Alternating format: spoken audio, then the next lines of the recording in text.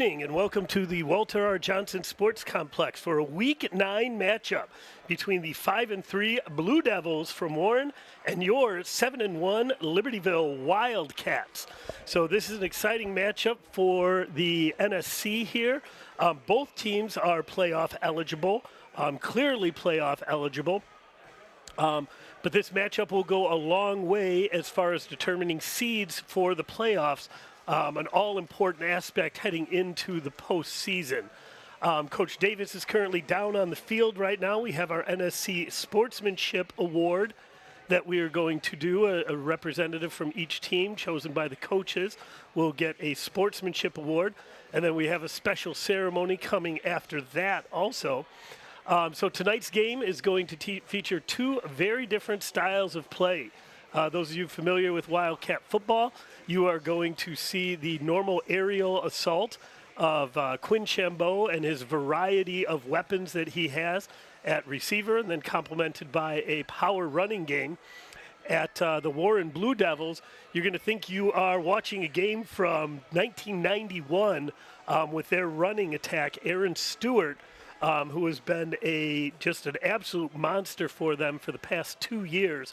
He carried the ball 38 times last week in a win over Lake Forest. And so just absolutely fantastic matchup here. These two teams travel very well. The Warren Blue Devils fans travel very well, and they know their playoff seed is on the line. Because the Wildcat fans know all too well a 5-4 record gets you into the playoffs, but it gets you a very challenging Week 1 matchup in the playoffs. An interesting aspect, too, and of course we hope this doesn't happen. If the Blue Devils do win, there is actually a 5-way tie for the conference championship because there will be 5 teams that are 5-2 in conference. Ourselves, Warren, Lake Zurich, Lake Forest, and Stevenson. So kind of an unprecedented thing. I'm going to throw it down to the ceremony going on, the sportsmanship ceremony going on down on the field, and we'll be back up here in just a couple minutes. Good luck before the game, and congratulations in a sincere manner following either victory or defeat. The athlete respects the integrity and judgment of the game officials. The athlete plays unselfishly in such a way as to build up the team without drawing unnecessary attention to him or her. The athlete yields to the authority and direction of all floor officials, bench officials, and school personnel and coaches.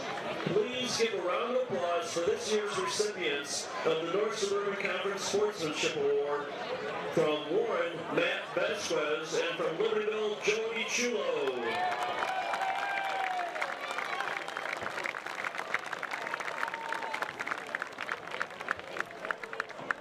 So Coach Woods is giving the Sportsmanship Award, and there's Mike Jones there too. Joey Chulo is our representative. And then that was Matt Vasquez.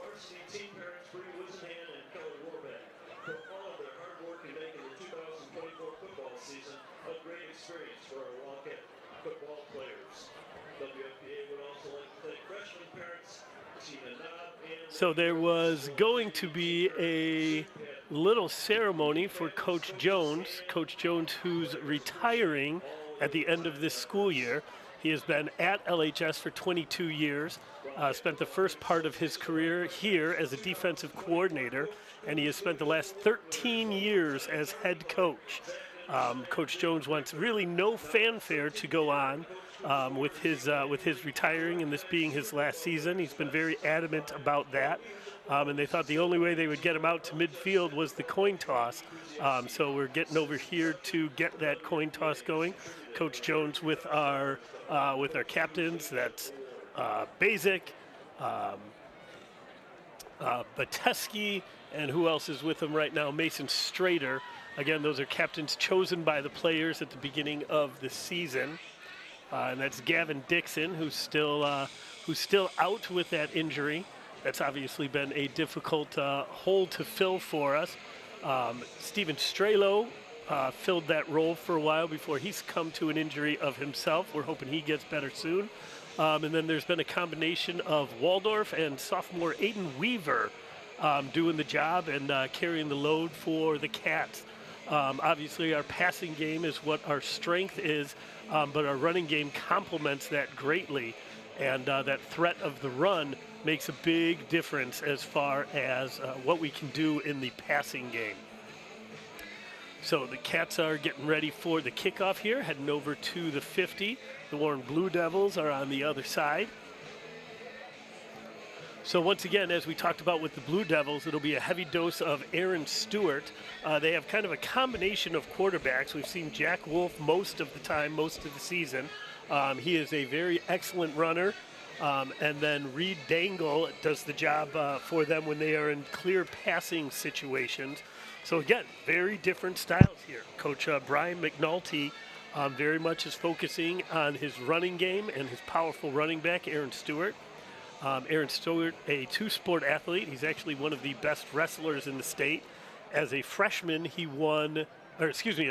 took third place in the state wrestling tournament at 157 pounds. And his sophomore year, he was a state champ at 157.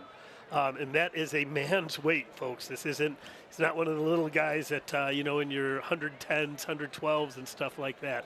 And so to succeed like that as a freshman and a sophomore just speaks to the kind of athlete that he is. While they're doing the coin toss here, I do want to take a moment and talk about Joey Chulo, who was our Sportsmanship Award. Joey gets in some time at tight end for us. And having had the privilege of coaching him as a freshman, he is a guy who has a high motor, high energy guy, always wants to do what's best for his teammates, always willing to fill in, and he just does an excellent job for the Cats, and that's a great pick by the coaches. Love that pick. Joey's such a good kid, and to see him get to stand at midfield and be rewarded for all of his contributions to Libertyville football over the last 4 years is something that he, his family, and everybody who's associated with Wildcat football have to be extremely proud of. Getting ready for the coin toss here. They're looking at the coin, making sure they know who is what. The visiting Blue Devils will make the call. Looks like their captains include Antonio Moore, number 48, Anthony Sato, and a couple other guys as well. So here we go. There's the flip. Looks like Libertyville won the coin toss. They are going to defer. And then Blue Devils are deciding which way they're going to defend. Nice shot there of Harrison Clarkson, one of the linebackers that really stirs the drink. So the Wildcats this season, as we said, have been 7-1. Started out with just some dominating wins against Lamont and Richards. Lamont, a playoff team too, by the way. And then really the game that, hold on, we're gonna take a listen in here because Coach Jones is at midfield. He might not have gotten out of this quite like he thought he did. Coach Mike Jones, who is retiring as head football coach after 13 years at the helm, and an incredible journey that began with us back in 2003. Mike has led with passion, dedication, and an unwavering commitment to the growth and development of our student athletes. So that's Brian Kelly, who is actually the athletic director that hired Mike Jones. John Woods, who's the current athletic director. Dr. Ray Albin, who is the principal of the school on the far right. And your co-host, Chris Davis, on the far left, who's the assistant athletic director, another hat he wears. So Coach Jones, like I said, 22 years here at LHS. Started as a defensive coordinator for us, really kind of turned things around for us, helped us get down to a state championship, then win a state championship. That's his lovely wife, Michelle. She worked in the district for about 20 years as well. And then Mike Jones took over for the legendary Randy Kuzieski as head coach. Very difficult shoes to fill. And Jones has been incredibly successful over the course of his career. Of course, advancing to a state finals game in 2014. And right now, in his last year, has a 7-1 Wildcats that is poised to make a run in the playoffs, make some noise in the playoffs. Like I said, he does not want any fanfare. That's about the most we would ever get from him. But this is a special season for Coach Jones in every way, besides obviously the talent on the field and what we're doing there, but also being his last year and his last year of football. He's been doing this for a long time, and this is obviously one of his passions along with teaching. And to be able to have been along on this ride with him for a long time, coaching in the program with him, I can tell you what an incredible leader of young men he is, and a leader of adults, the way he controls everything that's going on so the coaches can do the coaching that they need to do. I was a freshman coach for over 20 years and always felt incredibly supported by Coach Jones and always felt that he was doing what was best for the program as a whole. Very egoless head coach, which is a rare thing you get to say in this field. And so hats off to Coach Jones and everything that he has accomplished in all of his years here at LHS. And looking forward to seeing the second half of the season go here as we get ready for the playoffs. So if we want to talk a little bit about Warren here, as I said, Warren is 5-3 so far, 4-2 in the conference. It all starts with their running back, all starts with number 9. They are going to just run all over the ball. Like we said, they won 10-3 on the back of Aaron Stewart last week, carrying the ball 38 times. You see just some dominating wins. And, a loss to Maine South, that's nothing to sneeze at. They are an excellent team. They're one of the winningest teams in the state in the last 10 years. And then a tough loss to Lake Forest, and then have just been on a roll since. So we're getting ready here to get the band out. Coach Davis is back up from his on-the-field duties, so we'll hear in just a moment. And I'm going to turn it over to the Libertyville Marching Band under the direction of Matt Karnstedt. And we will check back with you on the other side of the national anthem. Go Cats!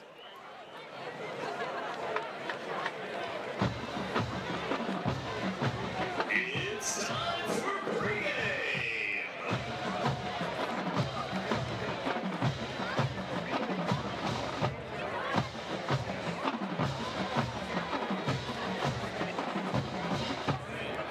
Ladies and gentlemen, Wildcat fans of all ages, we present the 2024 Marching Wildcats under the direction of Senior Drum Major Jessica Hedlund.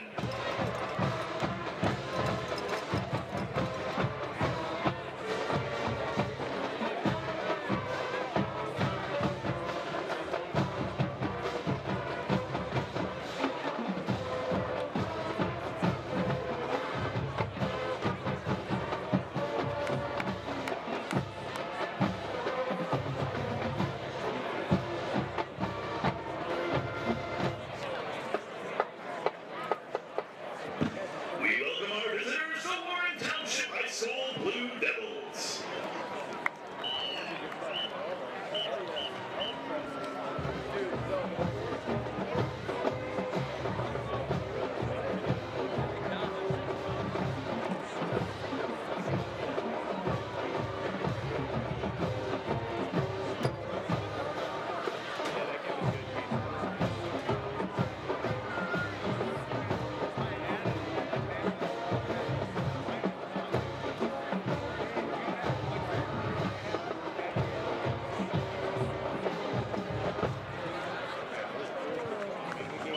Now please rise, remove your hats, and join in singing our national anthem, conducted by Marching Wildcats co-director Matthew Karnstedt.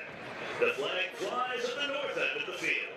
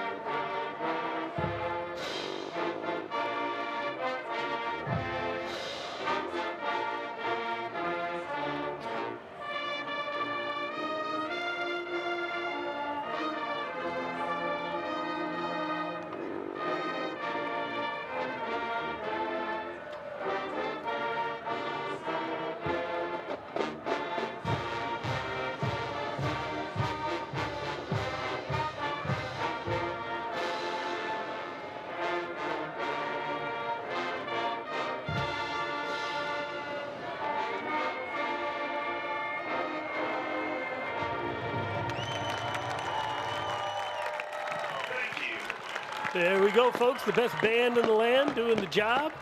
Getting our national anthem in as the Cats are gathering in the north end zone, getting ready to come on out.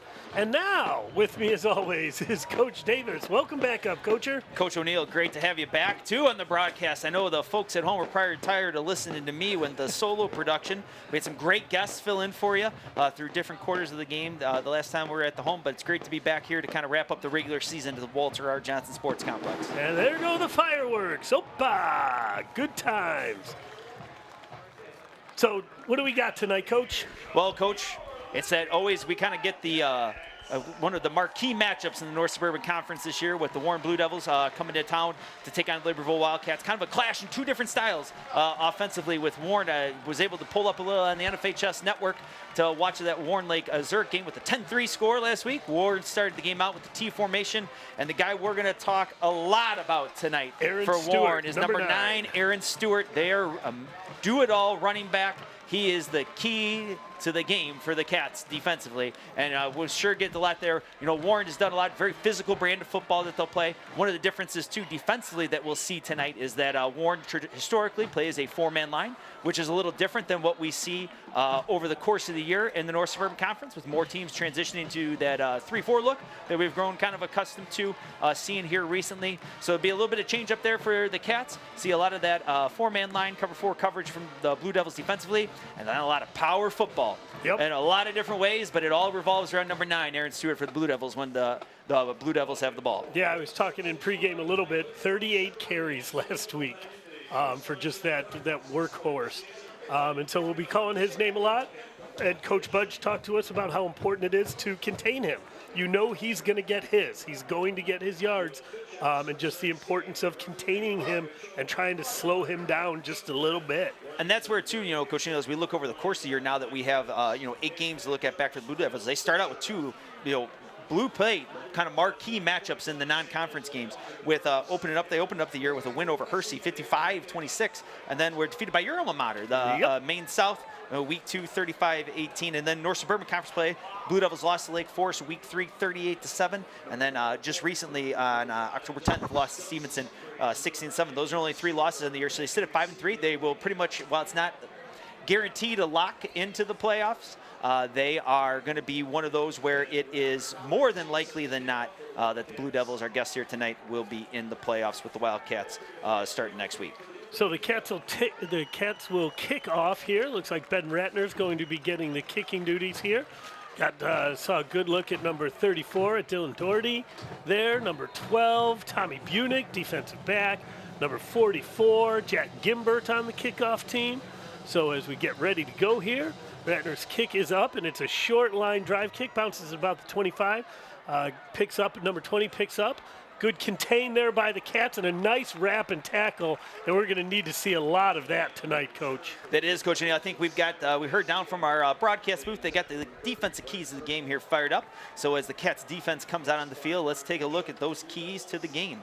And as we talked about, that first defensive key to the game, right on cue, Coach O'Neill, stop number 9, Aaron Stewart. 9. So that's what Coach Bud shared with us about containing the run game for the Blue Devils, because that's what they want to do offensively. So wouldn't be surprised to see a nice little power play here. Well, we're talking about those defensive keys to the game, and the way the Cats are going to be able to do that is to be fundamentally sound defensively. That was the other key to the game Coach Budge and the defensive staff shared with us, was being fundamentally sound in their assignments to contain that explosive Warren run game. So we got motion, and there it goes. Handoff is to Stewart. And he's just a hard guy to bring down. Went through 3 Cats before getting brought down. Picked up 2 yards. The next key, and Coach Budge, he told me to watch for it. He said early in the game, early in their series, they're going to go play action.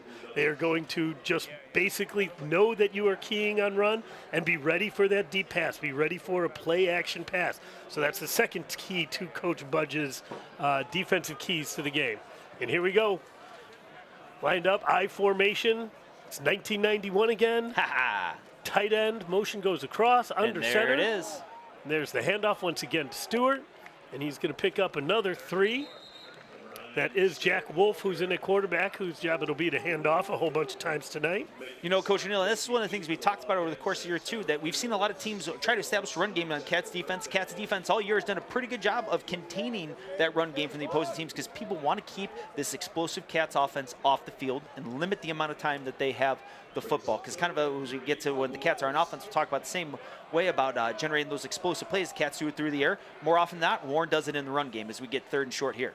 Under center, motion goes across. The pitch is to Stewart. He's got two blockers out ahead of him. He's got enough room to go, and you see that speed. And, man, he delivers a blow when he gets tackled. So the third key to the game that Coach Bud shared with us is make sure we line up correctly. Make sure we know the down and distance. Make sure we know they're going to do some double tight formations. They're going to do some overs, moving guys across, and then respond well to adverse situations. Stewart's going to rattle off a 15-yard run. He's going to rattle off a 20-yard run. As he comes off the field right now. And so just be able to respond well to those and be ready to go. And that's Coach O'Neill, because we've seen already here from Warren, offensively things are a little bit different, is what maybe some might say is a little more old school football. Formationally and with some of the concepts that you see here from Warren, a lot of the same stuff we see on week-to-week basis, but it's just from the spread. So this is a big difference here from the Cats. It's a tight end who went in motion, and the give is to number 5, Justice Humphreys, and he's going to pound forward for about 3 yards. So they've got two tight ends. They've got 44 and 45, and both of them are excellent blockers.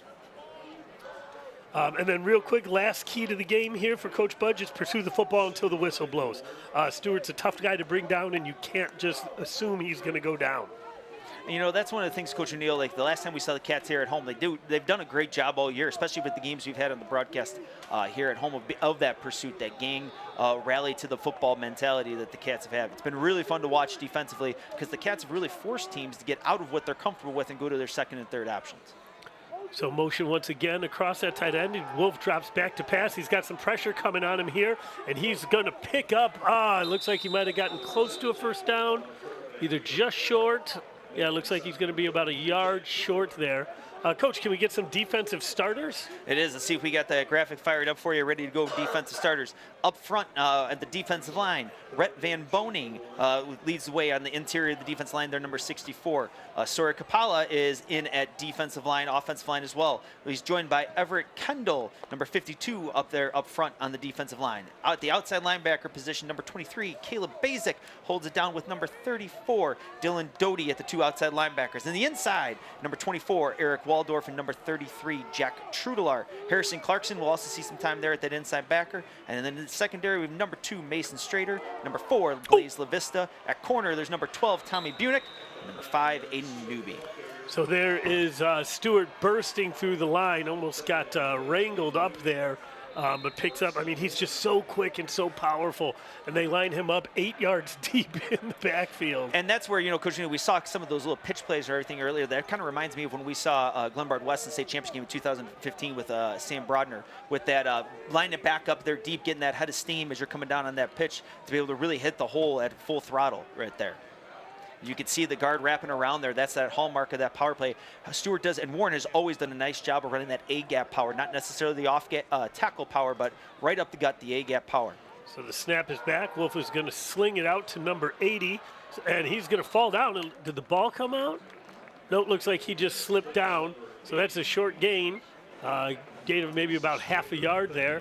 That was number 80, who is not on their roster. So we'll call him Max Jones. So, Coach O'Neill, as we see the clock ticking away right here, there's only 7.5 left, and this is kind of fitting right into what Warren wants to accomplish here offensively as they're starting to chew clock here on this drive as they're marching the ball back into Cats territory. One of the media guys told me that last week he was at Warren Lake Zurich. And that was like the fast pass game, Coach O'Neill. It's an hour and a half long.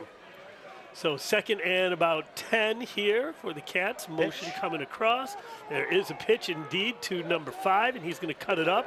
And he is met by a few Cats after a gain of about 3. Coach, we're seeing Basic put his hand down in kind of a forefront there for the Cats. What's the story with that, do you think? I think a lot of it is, too, is just trying to get different looks for the guys up front with their blocking assignments. Sorry, Coach, just got an update from our boys soccer team is currently competing in the regional championship down at Barrington. Game is going to overtime. Now, just got final word from that the game is tied at 0-0 after regulation, headed into overtime right now for those 2 10-minute periods. We'll try to keep you updated on the action down at soccer, down at Barrington, as our boys team competes in that regional final against Hershey. So this is a big third down here, 3rd and 7, field position. I have a feeling this would be 2 downs for Warren anyway. Goes away from Stewart, throws it out into the flat. What a tackle. Nice open field tackle there. That's by number 34, Dylan Doty. Nicely done. Players out in the flat. Oh, and I stand corrected. They're bringing out. It looks like they're bringing out the punt team here, Coach Neal, which is an interesting kind of strategy from there. I kind of thought, like you had said, we've seen a lot of teams with the way the Cats offense has moved the ball and scored this year with that explosive big play offense, that we've seen a lot of teams feel the need to have to go here. Warren has always, the past past handful of years, been very confident. It's been a defensive football team. That's really been their hallmark. So they have a lot of faith in that defensive unit and the defensive side of the ball. So Wolf is back to punt from just about his own 45, and he angles it over to try to get it out of bounds, but it is going to just barely nice kick. Go in the end zone. That was an incredible kick. About another foot, that would have gone out at the 1-inch line. So pretty nice there. So now we're going to get the Cats offense taken over. So the Cats are 7-1. 7-1, 5-1 in conference. And this high-powered offense led by Chambeau and all of those offensive weapons. Chambeau has 40 touchdowns this year, Coach. 40. That's a lot. That's a lot. That's a lot. And just 2 interceptions. And it's not like he just throws easy balls. He spreads them out all over. And, the other impressive thing, Coach Neal, is about half those touchdowns, 18 of them gone to number 4, Blaze LaVista, who's been his #1 target, with Blaze just about ready to break over the 1,000-yard mark here so tonight. Quinn is back. He's scrambling. There's coverage. Oh, and that ball was thrown closer to a Lake Zurich guy. Lake Zurich defender, Warren defender saying it was tipped. And so that threw it off a little bit. So some pressure on Chambeau to start. And, Coach, last week, the Cats traveled down to Lake Forest, had the lone loss here on the year on there. And that's, one of the things is the Cats get going here is to get back into that rhythm that they found at the end of the game offensively as they moved on through that game down at Lake Forest. Chambeau back, looking, has to pump twice. The ball's thrown way up in the air, going up to get it. I didn't see what the number was, but he was past the sticks when he caught that ball. That looks like number 11, Steve Gaver. Excellent catch right there. Man, he got up to get that ball. So interesting kind of mix here, different looks. Like we talked about with Warren defensively, you're going to see a 4-man line up front, but they'll also change into a 3-man front as well too, and be able to kind of adjust your looks around. But one of the things we'll see a lot of is that off-man kind of quarters coverage, man coverage from Warren for a good chunk of the night, if I had to guess, defensively. Yeah. Guys, just defensive coordinators trying to figure out how to match up. Sammy Seth comes across in motion. The ball is up to LaVista, wants to make one-man miss. He does, and then a nice open field tackle, but not before LaVista is going to pick up another first down there. Nice ball by Quinn, knowing that his receiver is going to be able to make the first guy miss. Yep, and that catch right there, Coach O'Neill takes Blaze over 1,000 yards for the year. He came into the game with 995, 8 touchdowns, averaging 124 for the game. Steve Gavrick, who we saw in that big catch there for that first down, has 9 touchdowns for the Cats, 700 yards in there as well. So, the Cats, as we keep going through with Brock Williams and Sam Seth, with everybody, having that, those 4 skill players out there for the Cats, it's hard for, like you said, for defensive coordinators to match up, and it kind of gets to the pick your option of what you're going to have on each play when it comes for the Cats. Waldorf gets the handoff and stumbles ahead, got tripped right up at the line, but still managed to pick up 3 yards. There you see Cats are going 2 receivers on the short side of the field, and Warren's not quite sure how to match up. They have 3 defenders over our 2 receivers there. And then Williams still a tight end. And so they almost have a 4th defender as the linebackers over him right now, too. There's the pressure here coming from Warren. So one-on-one, they're going to Gav. Tipped around. So that obviously, that's something that the offensive coaches saw, that they would still have all those defenders and just get a one-on-one over there with Gavin. That was just a 50-50 ball. Nice defensive play there by number 3 by Chris McBride. Mm-hmm. And that's like you saw Coach O'Neill from there. That's something that is not out of the ordinary for Warren. Like it's kind of one of those things coming in that when push comes to shove, you're going to see that pressure. Very similar to Lake Forest defense, where their MO is to pressure, and that's kind of one of the things that's been the hallmark of their defense. Same here with Warren, is bringing that pressure. That's McNulty for sure. He's been doing that his entire time here. So Quinn back for the snap. Brock is going to move out from his hand in the dirt to full trips out there. Little twist here on the inside. Oh, I don't know if he came up with that. Nope, they're saying no. Shout out to my neighbor, Stephen Negron, who's watching the game. Even though he went to Waukegan, he's a Wildcat at heart these days. So thanks for checking in on the game and watching us at home. Hope everybody there is doing good. So now it's 4th down. Cats are back to punt. You know, Coach O'Neill, our viewers have heard us talk a lot, getting the publicity for the Junior Palms night that was tonight during that JV football game. So a huge shout out to Coach Dugan and her entire coach staff. 211 K-5 junior Palmers performed at halftime of the JV game. So Quinn is going to roll out that punt, and he's going to make the Warren defenders come nice up. kick. And then what a boot. Come on, get it before it goes in. Nice and we will. kick. Oh, took it to, no, there we go. All There right. was close. Got it down to the 1. I still think it's wild that Quinn kicks left-footed. I absolutely love that. That's pretty cool with the rollout to the left there. Mr. Strelo told me he asked Quinn about it one time a couple weeks ago, and he said he does it because it's a leftover from his soccer career when he was a little kid. But what a great punt there by Quinn, and it's going to put the Blue Devils. That's a lot of real estate they have to cover here, Coach. It is, Coach O'Neill. But, you know, the one thing is we get a nice look at here as you see Quinn roll out, able to get that nose down and get that end-over-end kick there. Beautiful kick, being able to get it punched back. A little kind of tamer opening here, Coach O'Neill, from what we've seen in some of these Wildcat games tonight. You know, we're almost at the end of the first quarter here, and we don't have a touchdown just yet. Which, but, you know, that's where both teams playing, strong defensive battle here, kind of playing a little bit of the field position game as we get started. As the Cats get the Blue Devils all the way backed up here on the half-yard line. Snap, the give is to Stewart, and he's going to pop through, and that's the danger right there. Even a long field, when he can get through, if he gets through that that defensive line, there's a lot of trouble. Yes, sir, Coach O'Neill. And that's, you know, like one of the things we get the look. Oh, I thought we get the quick look in there with the Blue Devils, as we see here with that up front. You know, they have good size up front on the offensive line. We'll get a chance to talk about the Cats' offensive line, which we get a chance to get to during that first offensive possession, because those guys up front have done a great job all year of getting allowing Quinn time to get the ball out to all those weapons. But that's one of the things that is going to be, as we keep talking about, probably sound like a broken record by the end of the night, as we've been looking at with those keys of the game for the Wildcat defense. I wanted to take a quick minute and talk about last week's game, the Wildcats' first loss, because it was some pretty interesting talking to Coach Ori and Coach Budge. They really both had kind of some similar views on that game, that it was a very big dose of humble pie for the Cats. Not that they overlooked the Scouts of Lake Forest at all, but that they hadn't been stopped. They hadn't been punched in the mouth up until that game.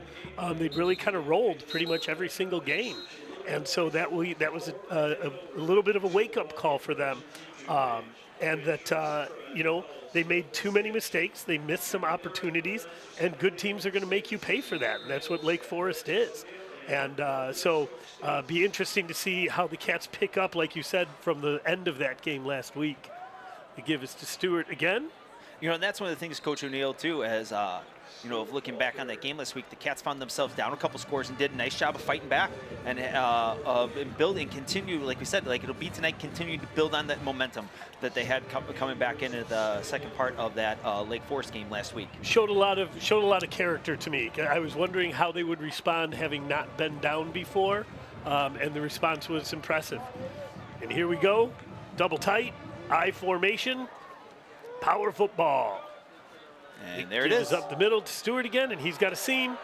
I do like how the Cats are rallying the ball. You've brought it up every time we've had a game. They are rallying to him every single time. And that's one of the things, Coach O'Neill, when it comes to like running power, there's two different ways teams do it, with like kind of an off tackle, kind of a C gap power, or how Warren does it, which personally my preference with a little A gap power, because you have the opportunity there where everybody flows, and then all of a sudden there's a little bit too much flow, and there's the cutback right there, as we saw Stewart kind of cut that back against the grain. So that's where Coach Budge was talking about being in alignment, staying disciplined in your assignments. That's really where it comes into contain that run to keep it to that 2-3 yard gain, as opposed to allowing kind of those creases for the bigger gain. The give is to number 5 as Stewart comes off the field. I think one thing to keep in mind, too, they have Stewart listed as 5'8", 185, and if he's 185, then I might be too. I know.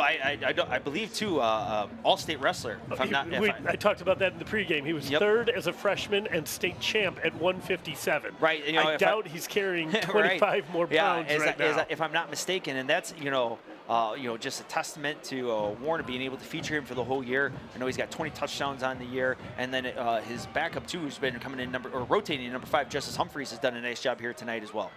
So under center, Snap, the give is to Humphreys, and he's going to pound through, still on his feet. I think that's something the Cats really have to take advantage of. Humphrey is obviously a skilled ball player as well, but we know Stewart's going to get 5-6 a carry most of the times he gets the ball. We'd really like to be able to limit when Humphreys gets it, keep them back and keep them shorter of the sticks there. So a third down and short here coming up for the Blue Devils. As the Cats come on, we're trying to wait here, Coach Neal, trying to see if we can get some updates from a soccer where we're at. You know, well, we'll wait here for this play, and then we'll update on some girls tennis action earlier today. So the give is to Stewart once again, and he's going to get just enough for the first down. But I tell you, that's the shortest run we've seen from him, although we still didn't bring him down. You know, Coach O'Neill, it was a few years ago because Warren's been running this. It's been featuring the power play from the I formation for a long time. I remember watching some tape of when it was Warren Main South to kind of start the year, and the Main South defensive line just cutting the entire Warren offensive line on the first play to kind of create that pile to not allow that climb up to the linebackers and to get that push. Kind of seemed like a little similar there move by the Cats to kind of help try to neutralize that Warren run game. Yeah. So back in gun now, Stewart in sidecar with him, double tight. We have an over there, a tight end, a little wing. The power once again. Those two guys, those two tight ends lined up on the same side, and they kind of fall back and jump in and lead for Stewart, and he picks up, let's call it a short 5. I know our PE teacher and JV soccer coach, Coach Gibbs, is checking in. Want to give a shout out to his daughter Olivia, who's watching with him as well. And, you know, Coach Gibbs trying to get to some scores here as we get to the end of the first half. Some action set up from soccer to keep everybody updated on the action down there. But as we get to the end of the first quarter, Coach. As we get it to here to the end of Coach O'Neill, earlier today, That's the end of the first quarter. There we go. We could hear that live mic turn on, so we're trying to get a pause. Trying to get a pause put in there for the officials jumping on the action. But as we get here to the end of the first quarter, I want to give a huge shout out to Yuki and Lena Dogodowski, our doubles team who's competing in the state tennis tournament.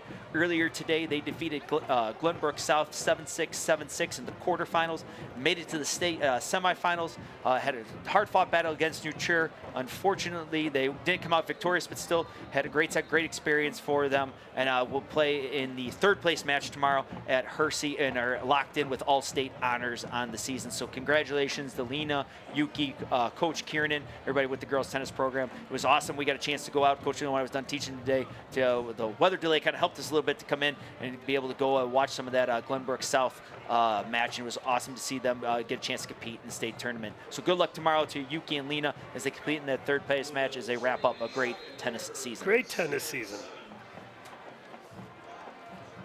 All right, so here we go. Field's flipped. It's going to be second down with Warren coming back under center in the I formation.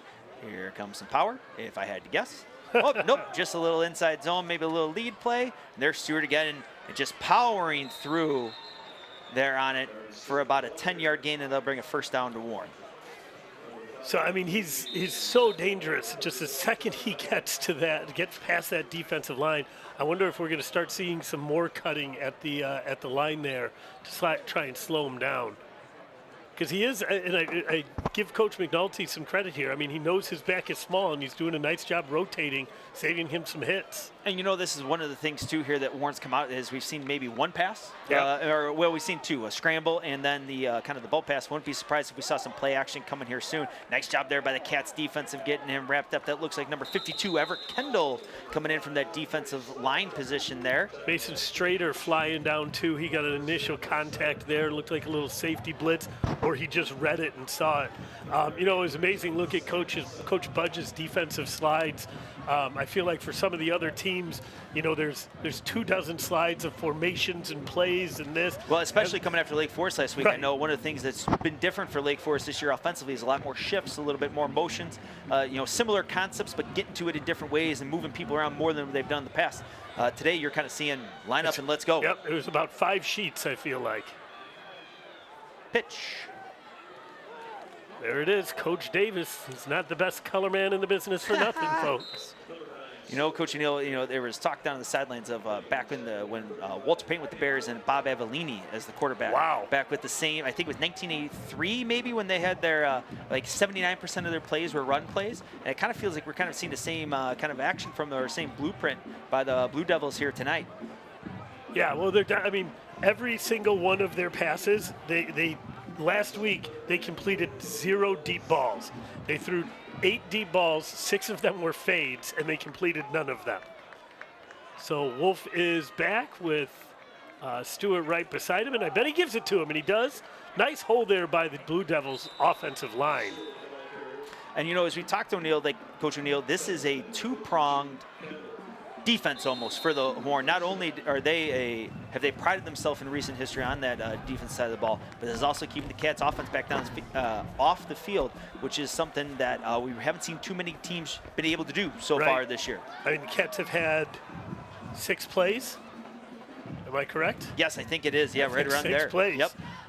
And you know, we're already 3 minutes into the second quarter. And you know, the one thing too, Coach O'Neill, too, that gets kind of maybe lost is like all this yardage right here. Like this is where it really of hunkering down of the Cats being able to hopefully get this running game here and contain and keep Warren out of the end zone and keep this into maybe a field goal attempt as Warren takes it down inside the 20 here and keep them out of the end zone. Although for the Cats offense, it's been so explosive that all it takes is one play, and they you know, can flip it right back around on teams. Well, but we've seen too, like that's going to be true for Blue Devils also. We talk about how they're a ground and pound team, but Stewart is just one arm tackle attempt away from going ahead and busting one at any point also. Want to give a shout out, checking in is Big Charlie Schmidt, LHS alum, former Northwestern Wildcat. Chaz, great to hear from you. Give is to Humphreys. He, Coach O'Neill, equated this to some classic Big Ten West football. He thought it was like with a little Iowa NU, I guess, is tomorrow, and that seems like a very similar kind of setup from there. So, indeed, Charlie, great to hear from you as always. And you know, he had a great time there with the brothers. AJ, Henry, and Charlie, all great football players for us throughout the year. Charlie said that Henry is in attendance here tonight, so it's always great to see him around as well too. Cats bring in Rhett Van Boning on the defensive line, get a little more beef up there as we're 1st and 10, just inside the 15. Warren under center again. Wolf under center. The give is to Humphreys, and he stops. He's met initially at the line, breaks one tackle, breaks a second one, and he is brought down by Mason Strader. Saved a touchdown there at about the 8-yard line. Nice tackle there by Mason as Humphreys was able to get that back outside the Cats contain. So now it sets up a 2nd and 4 from about the 7. So this is a tough situation here. Well, I guess I was going to say it's a tough situation. The whole playbook is open, but we're pretty sure we know what they're going to do. Yeah, I don't think there's going to be much deviation tonight, Coach O'Neill, with the running game. If Warren's able to continue with the run, I think we're going to see a heavy dose of run throughout here. Wouldn't be surprised to see that pitch again with a little motion coming in. So Wolf back to take the snap and gun here. And the give is right up the middle and a nice cut back. Oh, he's still on his feet? Still on his feet. I thought we had him there, and he's going to be brought down. This is going to be enough for a first down, it looks like. And you know, Coach O'Neill, we're getting right under 7 minutes left here, and it's only been 24 minutes of the game. We got 7 minutes left in the second quarter. Like we had talked about with that Warren Lake Zurich game last week, going fast. It feels like we're on that same kind of fast track here tonight. While we have a little break here in the action, Coach, we want to wish good luck to our girls and boys cross-country teams. The teams are competing in the out at Warren, actually, tomorrow morning. The girls race at 10. Campus. The boys at 11:15 at the Eau Plaine campus as they kick off the IHSA State Series with the regionals up at Warren. So good luck to all of our cross-country cat runners Wolf tomorrow. in the gun. The give is to Stewart right up the middle, and he's going to jump, and he's going to get stopped short, it looked like. Looked like he is. Yep, they're marking him down. The official coming in from the visiting side is. Looked like kind of that spin off the edge, kind of kept the ball going across. Well, it looked like the feet maybe went in. Nice stop there. Linebacker came up. It looks like we'll get a good look at it here. Yep. Cats did cut right down at the front. He jumps up, and he is met nice by job Mason there by Strader. La Vista. A newbies in there. You can see Chris Samaris, Ever Kendall there up around the defensive line. It's a thankless thing to ask to cut those offensive linemen like that. It's not a very comfortable thing to do.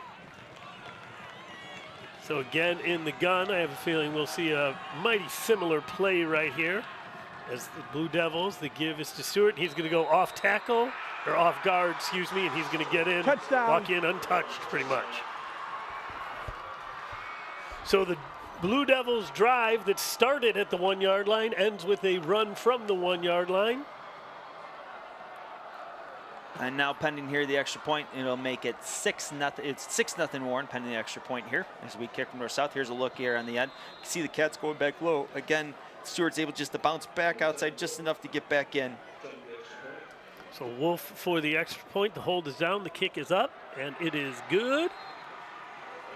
And so with 6:11 left, Coach O'Neill, the Cats will get the ball back here. It'll be just the second possession here for the Cats to start the game and ready to get that explosive Cats offense back out on the field. Yeah. Well, we got a break in the action here, Coach O'Neill. We want to give a huge shout out to Coach Loika, the girls volleyball team. They open up the IHSA regionals at Round Lake as the #1 seed on Tuesday, October 29th. They will play the winner of the Grant Round Lake game on Monday. And then the regional championship is held on Halloween night at 6 p.m. As Coach Loika put here in the announcement, October is the season of orange and black. We hope to see you out there. Jen Verbrigge checking in from Georgia, watching the game. So I don't know if Sep's with you or Chris, but thanks for checking in way from the deep south. Appreciate. Always good to hear from you. Hope everything's good. So we've got Sammy Seth and Blaze LaVista are going back deep to receive this kick. The Blue Devils kick off from just inside of the hash. All right, so we just got the last stats on the last 4 plays. It was 99 yards, all runs, 17 plays, in 9 minutes, 9 seconds. Wow, 9 minutes. That's an impressive drive, Coach O'Neill. It is. That is an impressive drive. And that's just, I mean, that's what they want. That's exactly their game plan. That's playing into exactly what they want to do. So it looks like number 28 is doing the kicking duties, Noah Ziesler. He's going to come up. We'll see where he goes with it. He goes ahead and pounds it deep. That's on Sammy Seth's side. He catches the ball at about the 3-yard line. Tucks in behind that wall. He's got himself a seam. Oh, and then a big hit right at the 20-yard line.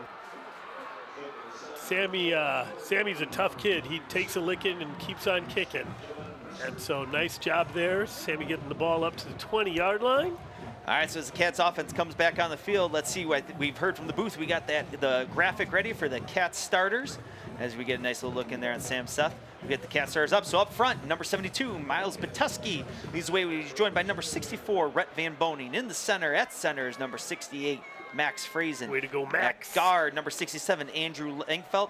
And at the other tackle, number 58, Sawyer Kapala. The man behind the center is number 7, Quinn Shambo. He's joined at running back by number 24, Eric Waldorf. And then at the skill positions, we've got number 4, Blaze LaVista. Number 11, Steve Gavrick. Number 1, Sam Seth. And number 13, Brock Williams at his tight end position as Sammy takes off and take it off. What a great play. Oh, and he's going to just get caught down at the 5-yard line.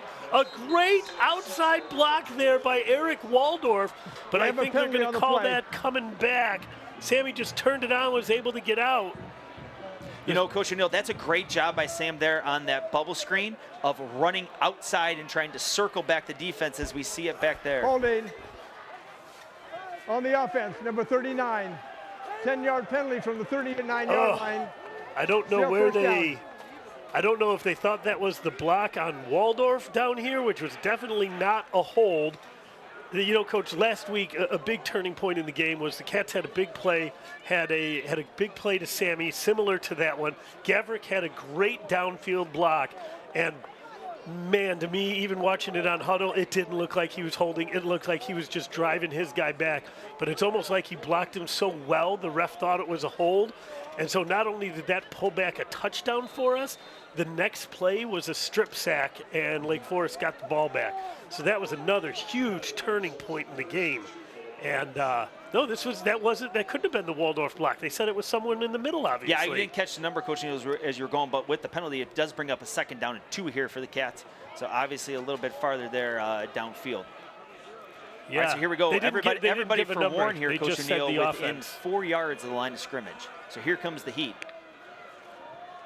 The give is to Aiden, I think. Yep, that's number 43, Aiden Weaver. And he's going to be met behind the line. Like you said, that pressure came from everywhere there, pinching in and getting down. So that's going to set up a second down now, because that penalty was on 1st down.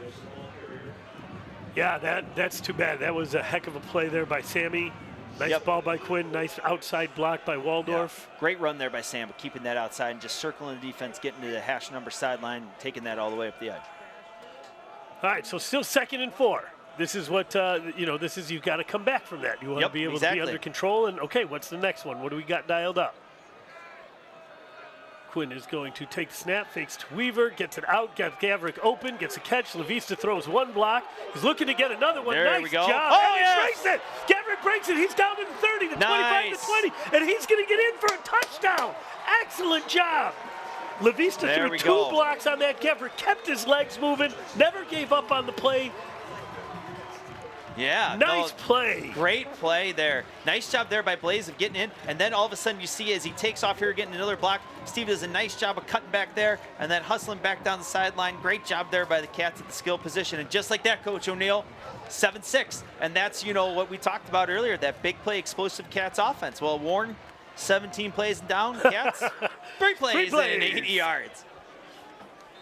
Love to see me some Max Frazen coming back, getting some love after that play too. So Ratner for the kick after. Wallace is the holder. Snap is back, hold is down, kick is up, and it is good. And we got ourselves a tie ball game, Coach. That is, Coach Extra O'Neill. point is good.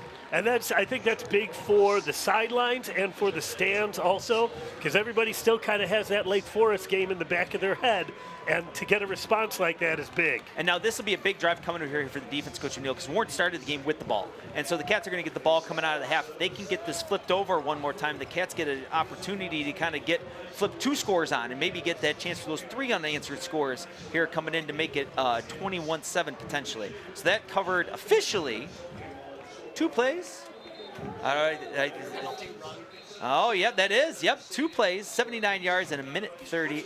In a minute 39. I would have said 3, Mr. Cole. I would have said 3, I thought. But who knows? What do I know off of that? Hey, Student Council wants you to know No Hunger November will kick off on November 1st. Student Council is running its annual food drive to support the Libertyville Food Pantry. The event has been going for over 30 years, and where there's an initiative within the high school, the community support is part of what makes this so successful. Look for flyers after November 4th. Encourage you to place bags of food on your front porch November 23rd. If you don't receive a flyer next week, but would like to donate or have questions, please contact Jen Ulix, the Director of Student Activities. It's a great community and school joint effort there, Coach. And I know that really fills up the food pantry there for the whole year.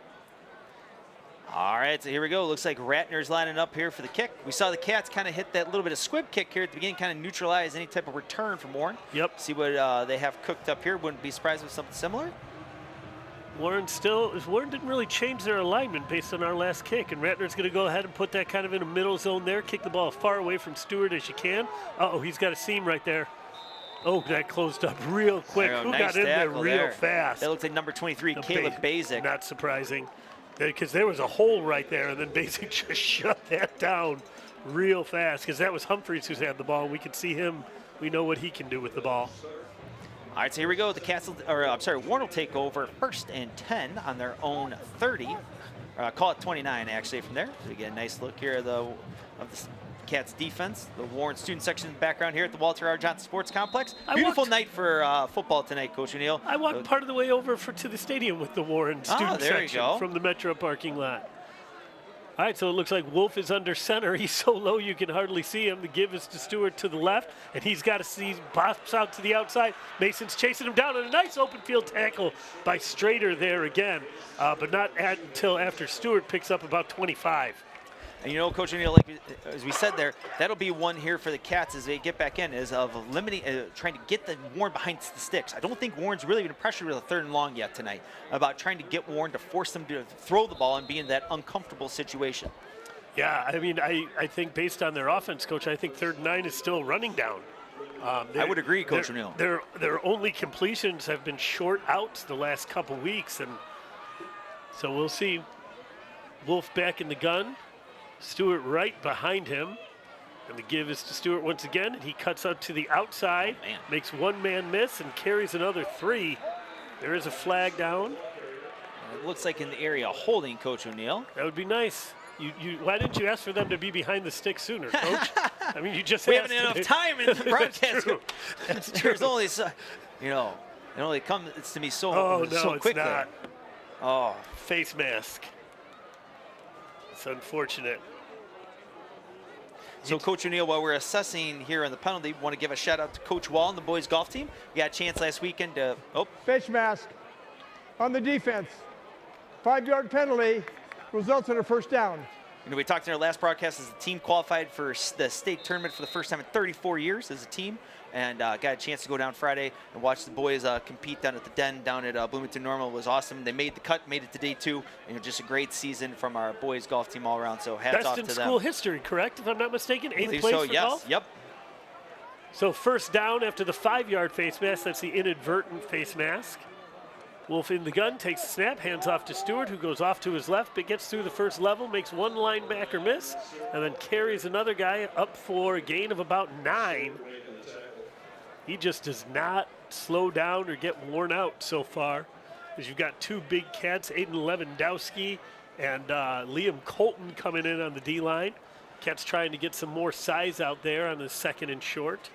So, Coach O'Neill, as Warren's coming up here, we've got some other NSC action going on tonight. A couple 4-4 teams trying to keep their playoff hopes alive, which we'll get to after this play. Wolf under center, fullback in, give his to Stewart, and he's going to get stopped short. Oh, man. Second effort, though. He kept going. Ball. Looks like everybody's... Refs are coming in to decide. I think that one ref is going to say he was down.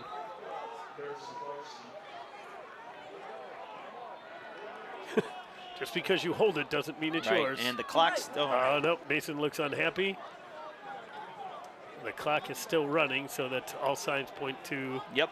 Although they're having a discussion in there. They're going to bring everybody in here together. I think they would stop the clock.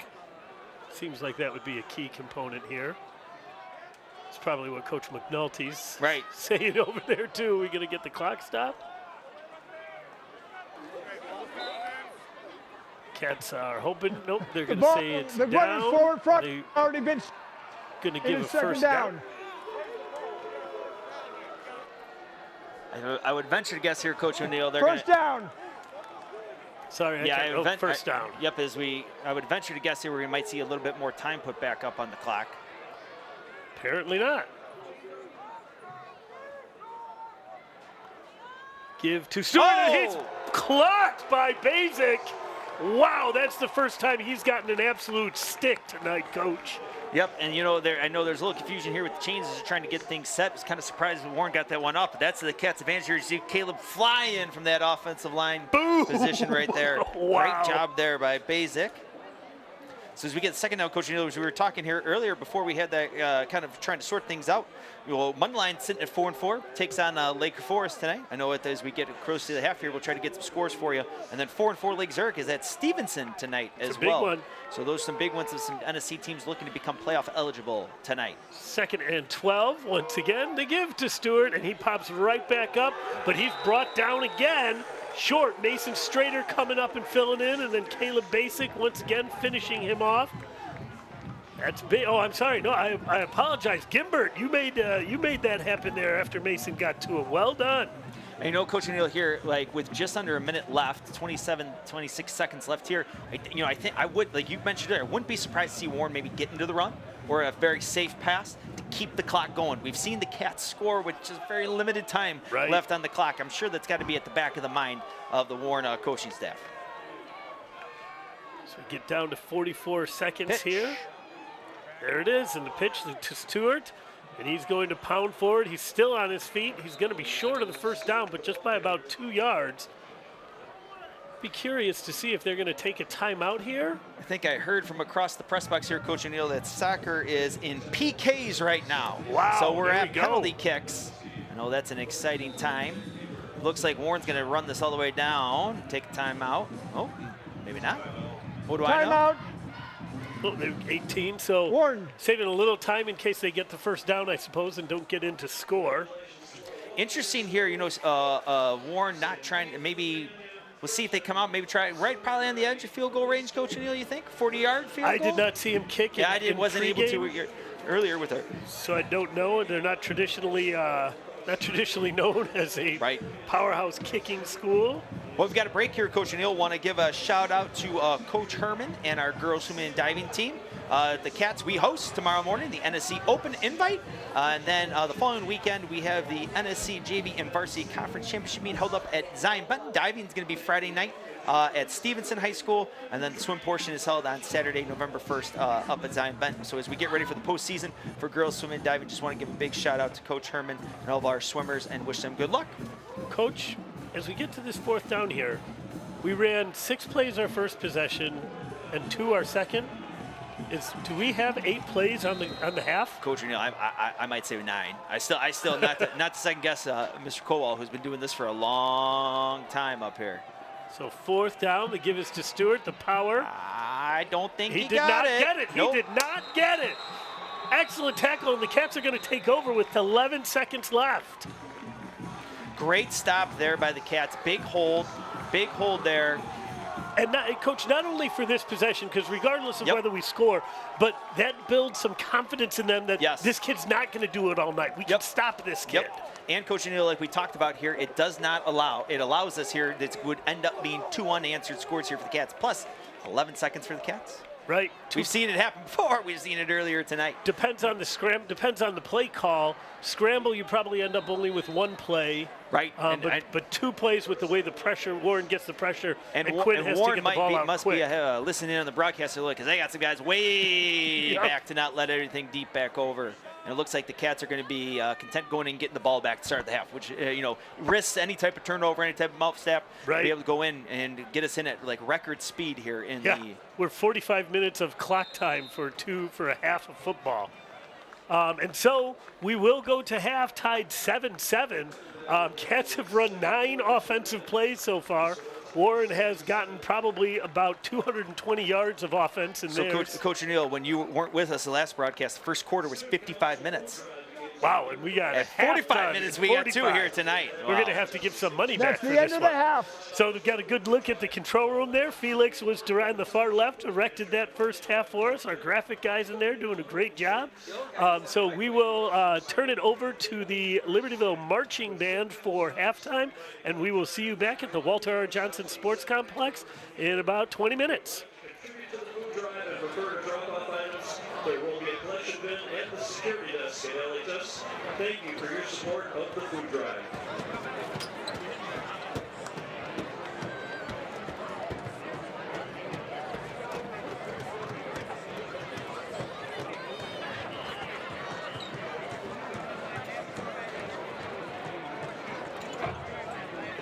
Welcome to halftime at the Walter R. Johnson Sports Complex.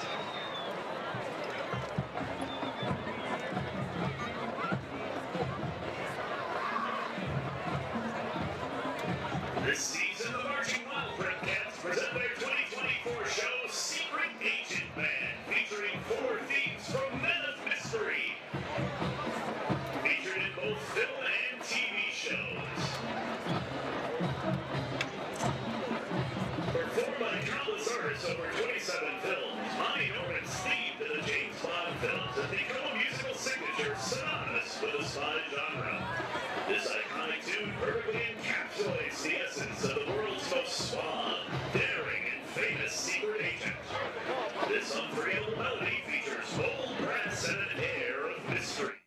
Our Marching Wildcats are proud to open this year's show with the James Bond theme.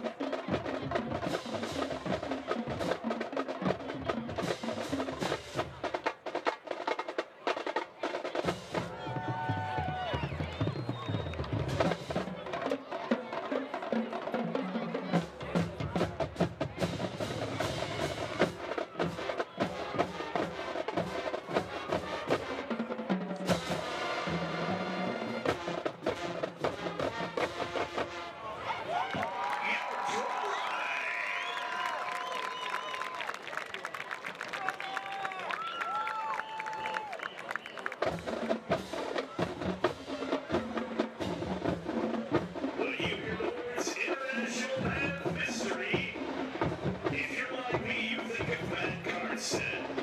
However, Quincy Jones' Soul Bossa Nova evokes the groovy spirit of Austin Powers. We now present Quincy Jones' 1962 hit Soul Bossa Nova. Yeah, baby.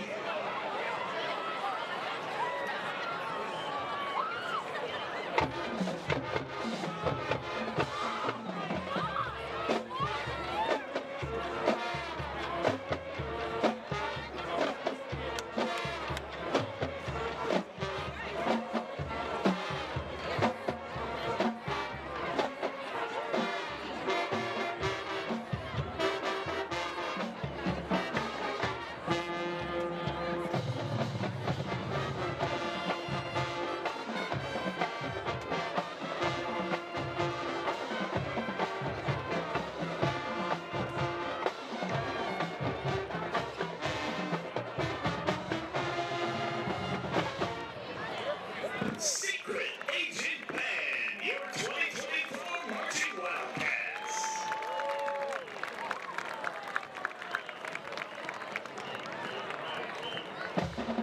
Now, fresh off their TV game performance with the Future Poms, we feature the award-winning LHS Pom Squad under the direction of Casey Dugan and assistant coach Megan Walter. Please enjoy this rendition of Michael Jackson and Alien Ant Farm's Smooth Criminal.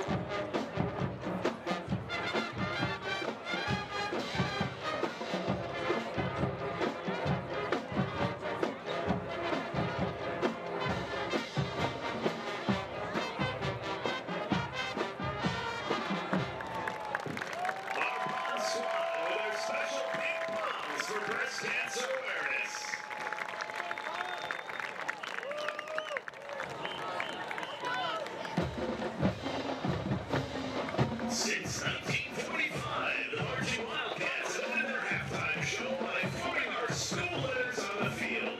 Please enjoy this 79-year Libertyville high school tradition, the Block LHS. Now, Wildcat fans, on your feet for loyal and true the Libertyville fight song.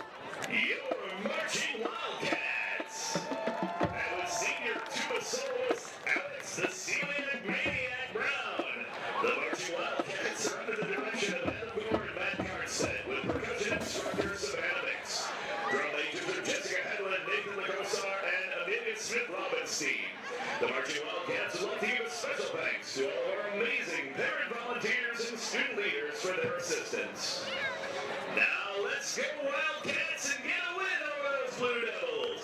Go Wildcats!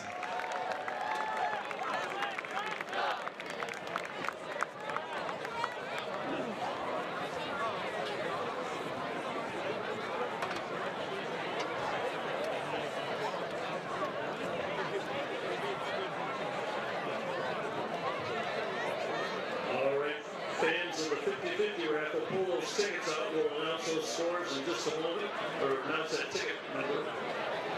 Earlier tonight, our 8-1 Wildcat Junior Varsity Football team defeated Warren 21-20.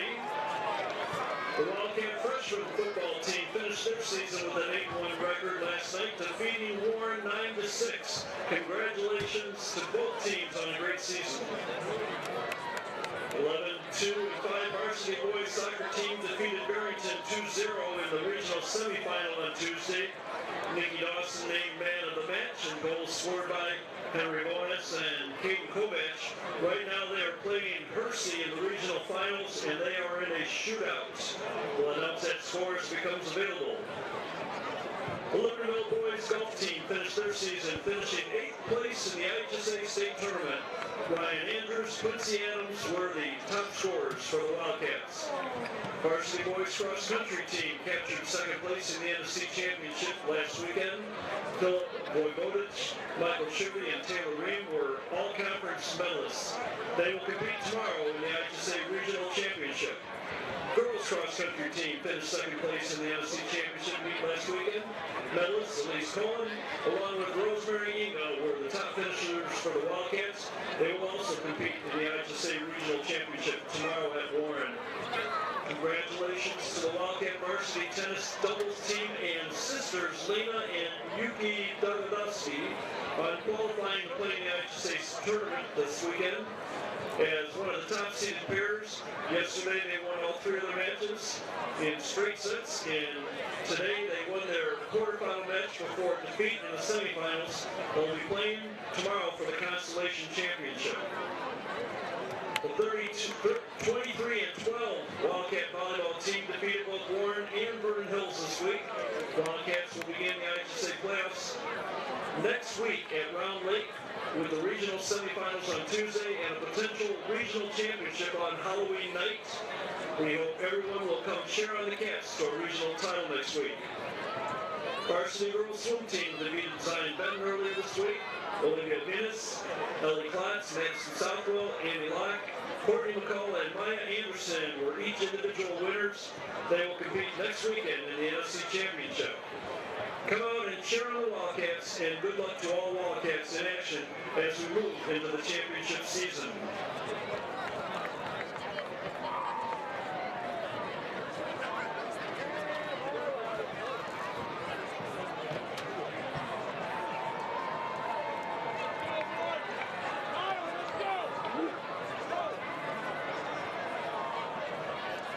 Wildcats tonight can give a special shout out to Mobile Therapy Centers, your locally owned state-of-the-art multidisciplinary therapy clinic. Therapy services are provided at our clinic, at your home, or at your child's school or daycare, making it convenient for you and your family. Thanks for your support of Wildcat football.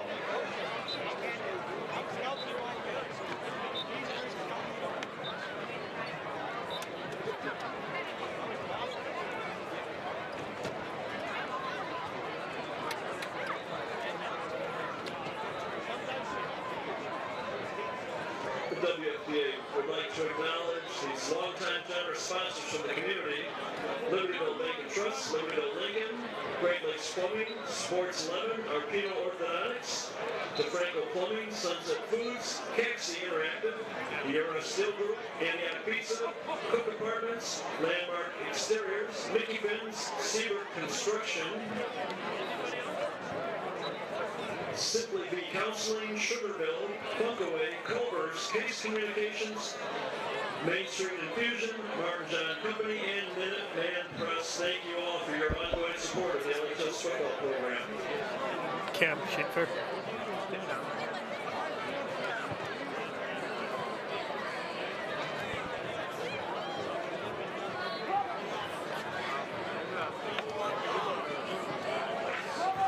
Here is your 5th 50-50 winning numbers. Tonight we'll take home $136. The winning ticket number 556638. 556638. Go down to the ticket table by the concession stand to collect your half of the 50-50 pot. Thanks for playing.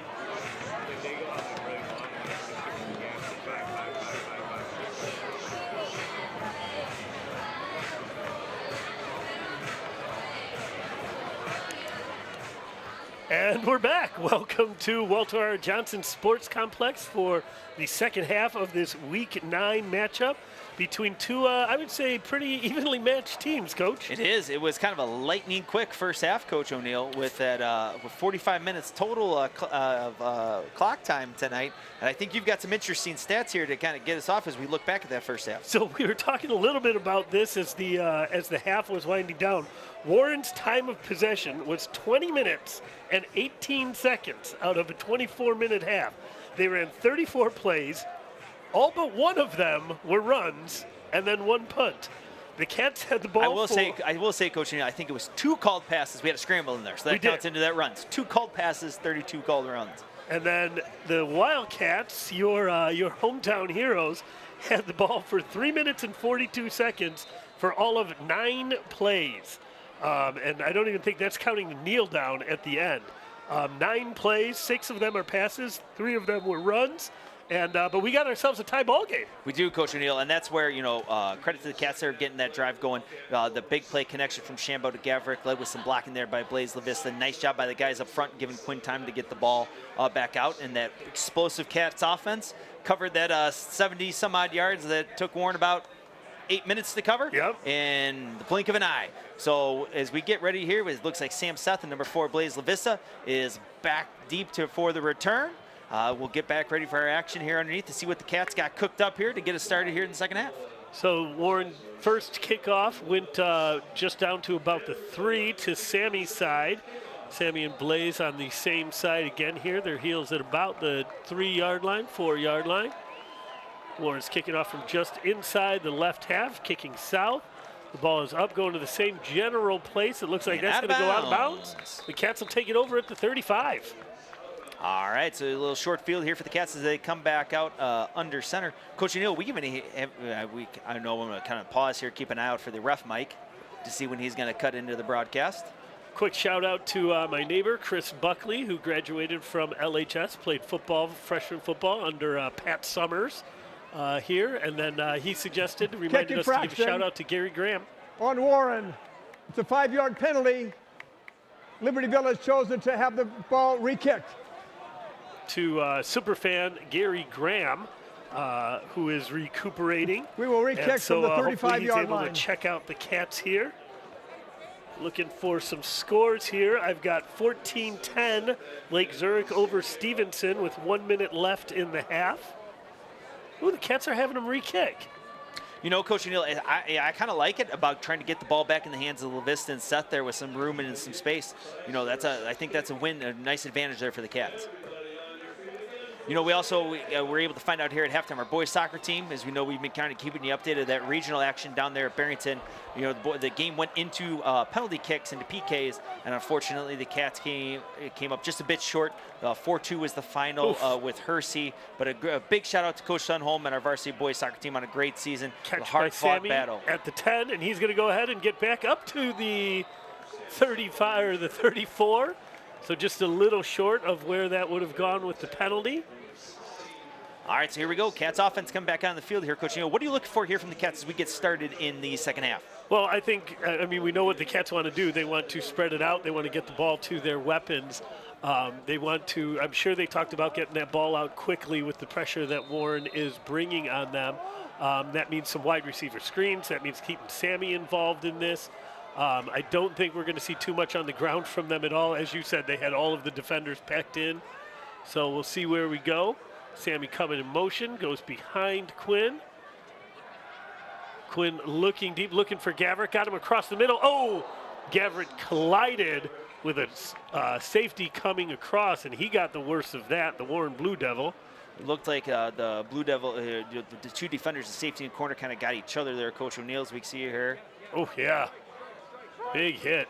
Gavrick was able to slip through that one. All right, so that's going to bring up 2nd down and 10 here for the Cats. As Cats are hustling up here to the line of scrimmage. Quinn had some time on that one. Not as much pressure was coming in. Yep, nope, nice job by the guys in front. Looks like here we're going to have a timeout. So the defensive back who got his bell rung a little bit is coming on. Equipment timeout. Coming off the field. All right, so here we go here for the Cats. Let's get the call over here from the sideline. Again, Warren getting everybody within 5 yards here of the line of scrimmage. Again, it looks like we're going to see a little pressure here from Warren. And that, typically, Coach, we've seen a lot where, 2nd down and long, trying to keep you into a 2nd long. And now they're just as I'm about ready to say that. The defensive coordinator from Warren was kind of getting back on the field to get them to back out here a little. You've got two with Sammy and Gav out here on the bottom of your screen. Vista one-on-one. Quinn's looking that side. Had LaVista beat his man. Nice job by Quinn. Oh, and Sammy got drilled after the catch. But a 1st down. Nice job by Quinn extending the play, getting out to his right and firing a shot. Here you go with the replay. And you can see kind of a little bit of a twist up front and the add-on late by the linebacker from Warren. Nice job there with Quinn with a defender draped around his legs of getting that ball back out to Sam for the Wildcat 1st down. So nice job, gets the ball moving, gets a 1st down, get a little momentum going. Quinn is back. Nice pickup on the block there. Oh, hanging all over him. That's going to be pass interference, but still a touchdown for Gav. Defensive back was just draped all over Gav. It looks like we got about 3 or 4 flags in the field in that one, Coach O'Neill. That was, and that's the one too there. Nice job by Steve. Holding. Defense. Holding. The result of the play is a touchdown. So we'll decline that one. Oh, yeah, nice job there by Steve of fighting through that contact and finishing back the plays we get here with the replay coming back up. I really want to see, that's Waldorf picking up that pass protection there, and that is huge. That's something that Coach Ori talked about, the backs having to pick up that pressure, and that's what gave Quinn the time to go ahead and get that ball up. Nice job there, with, like I said, fighting through that by Steve with that contact and finishing through the play. Pending the extra point here, it'll make it 14-7 Cats. I think we doubled our plays on that series too, Coach. Hold is down, kick is up, and it is good. Ratner stays perfect, and we are up 14-0, just like that, Coach, or excuse me, 14-7. It is a Coach O'Neill, only, let's see, 46 seconds came off the clock on that one, so I know that's not going to change, but the one that's most important, that score on the board is 14-7 Cats. Nice answer there by the Cats. There's that big play offense we talked about from the Cats. Seeing like where, we've mentioned this a lot over the broadcast this year, like the down distance really hasn't been the factor for the Cats from the games we've had on the call here tonight. So I know Coach Cole Wall's got this coming up with 3 plays, 69 yards, and 39 seconds, all passes. All for passes. The Cats. Kind of a little difference in styles here tonight, Coach O'Neill. Big play offense through the air by the Cats, and then Warren grinding it out with the I formation power, a little pitch, some inside, like a little lead play type setup there for them. And it's the Cats kickoff coverage team comes out here on the field. So this will be Ratner doing the kicking duty here.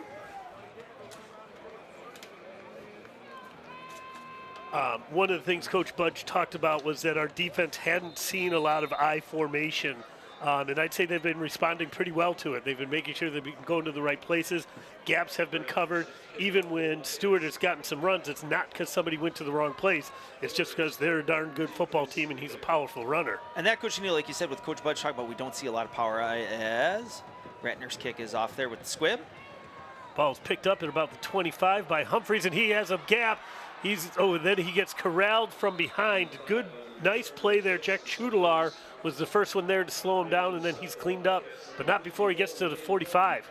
And, and that's one of the things, too, that, with a lot of things in football, it is cyclical. While it might look a little bit different, some of the new ways and people package things a little bit differently, there is that kind of cycle that comes in with all of it. And I think that's one of the things here coming up that we'll maybe see with as many teams being in the shotgun and spread out. Teams that are in a power I, they're at an advantage because you don't see it. You don't practice against it. Like like Cary Grove and Prairie Ridge with the triple option, where it is second nature to them for running it. Trying to prepare for that in a week is hard because teams just don't see it. And that's one of the things here for the Cats. Snap, and the give is to Stewart.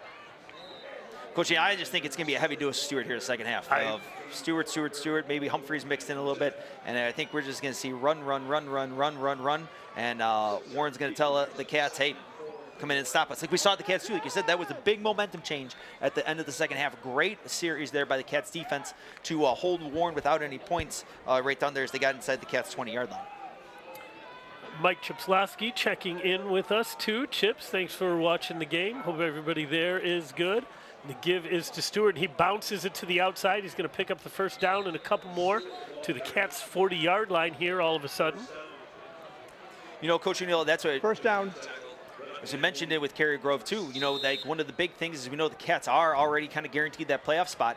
One of the big things we'll watch Saturday night is where the Cats end up for the playoffs, whether it's in Class 7A or 6A. And one of the things that is the big difference there, 7A seeded 1 through 32, right. 6A seeded by a geography with a north and a south bracket 1 through 16. So it is kind of does play quite a role. So stay tuned. I want to get back to that. I want to pick your brain on that. I saw your notes, Coach O'Neill, in there. That's where I thought I would tee that one up here. Yeah. A little bit for the you. Give is to Stewart there, and he's going to pick up 3 or 4 on that.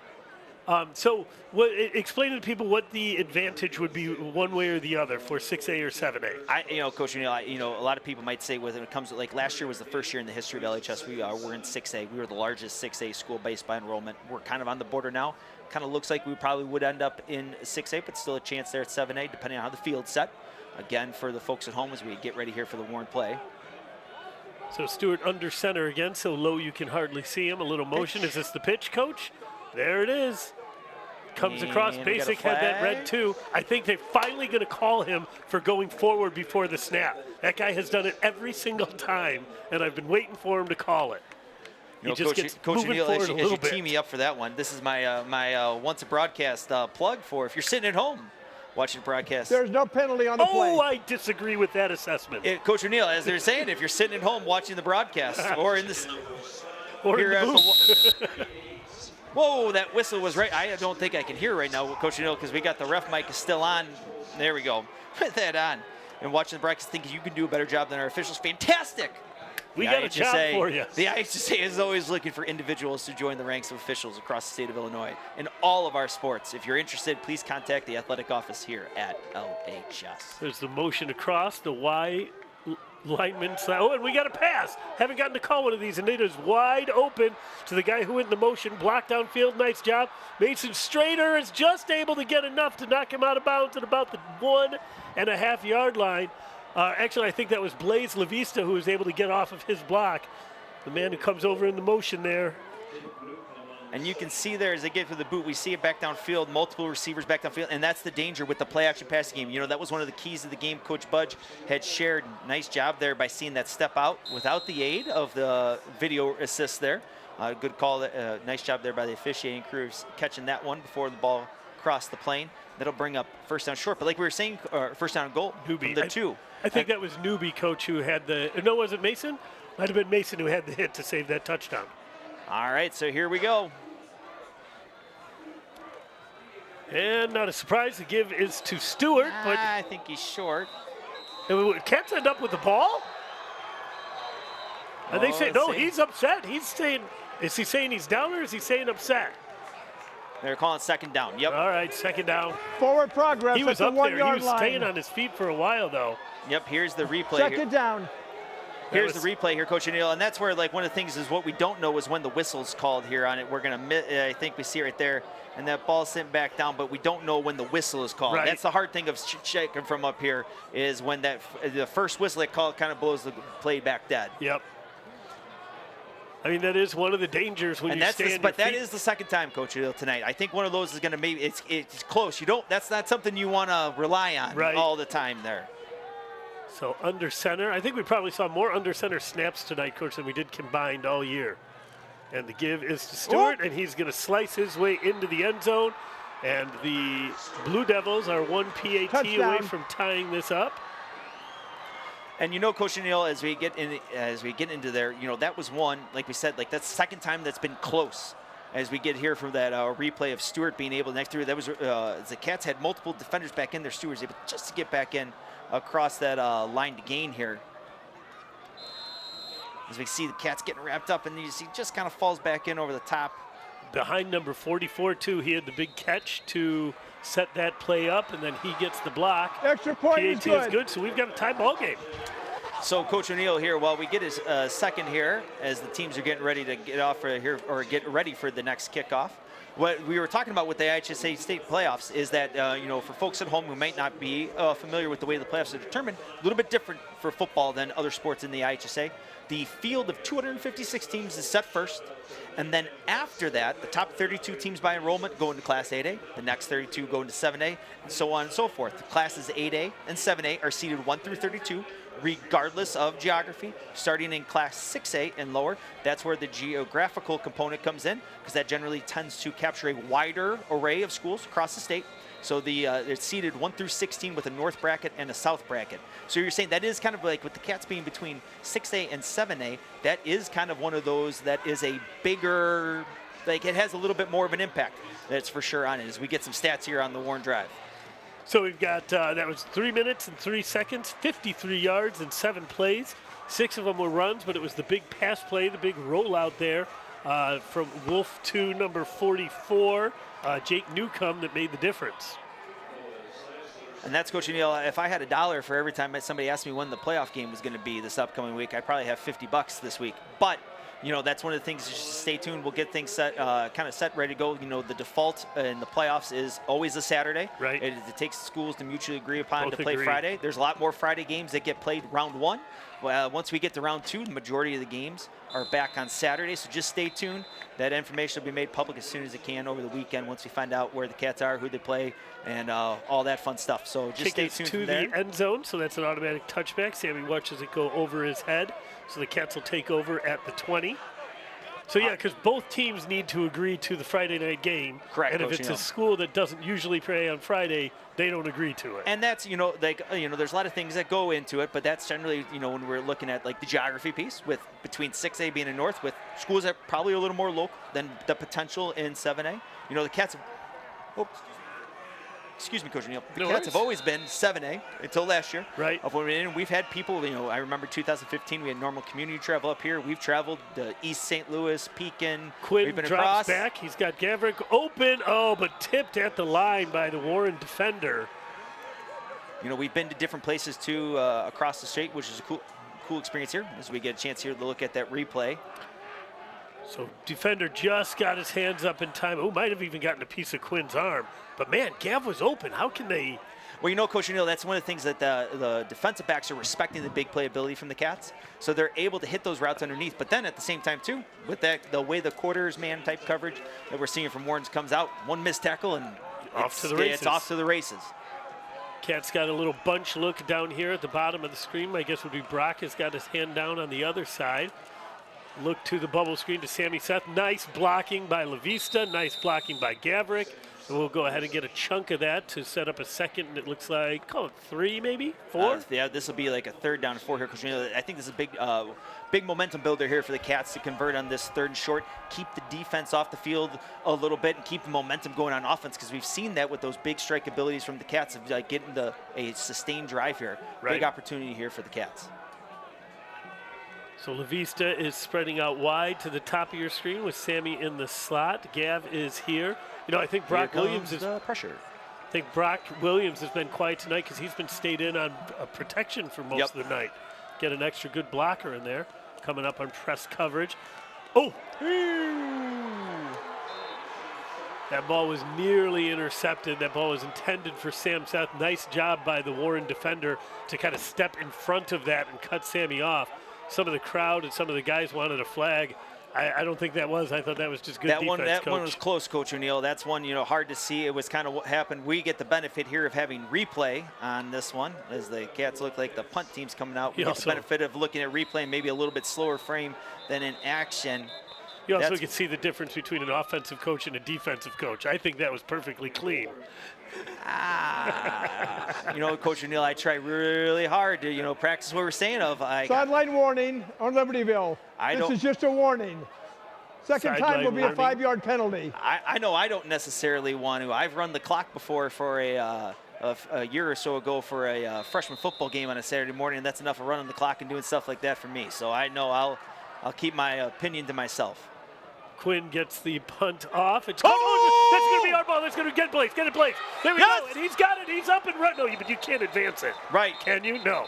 Nope, there you call it there, but it's there we go. Football. That's big. Special teams coach making a huge difference.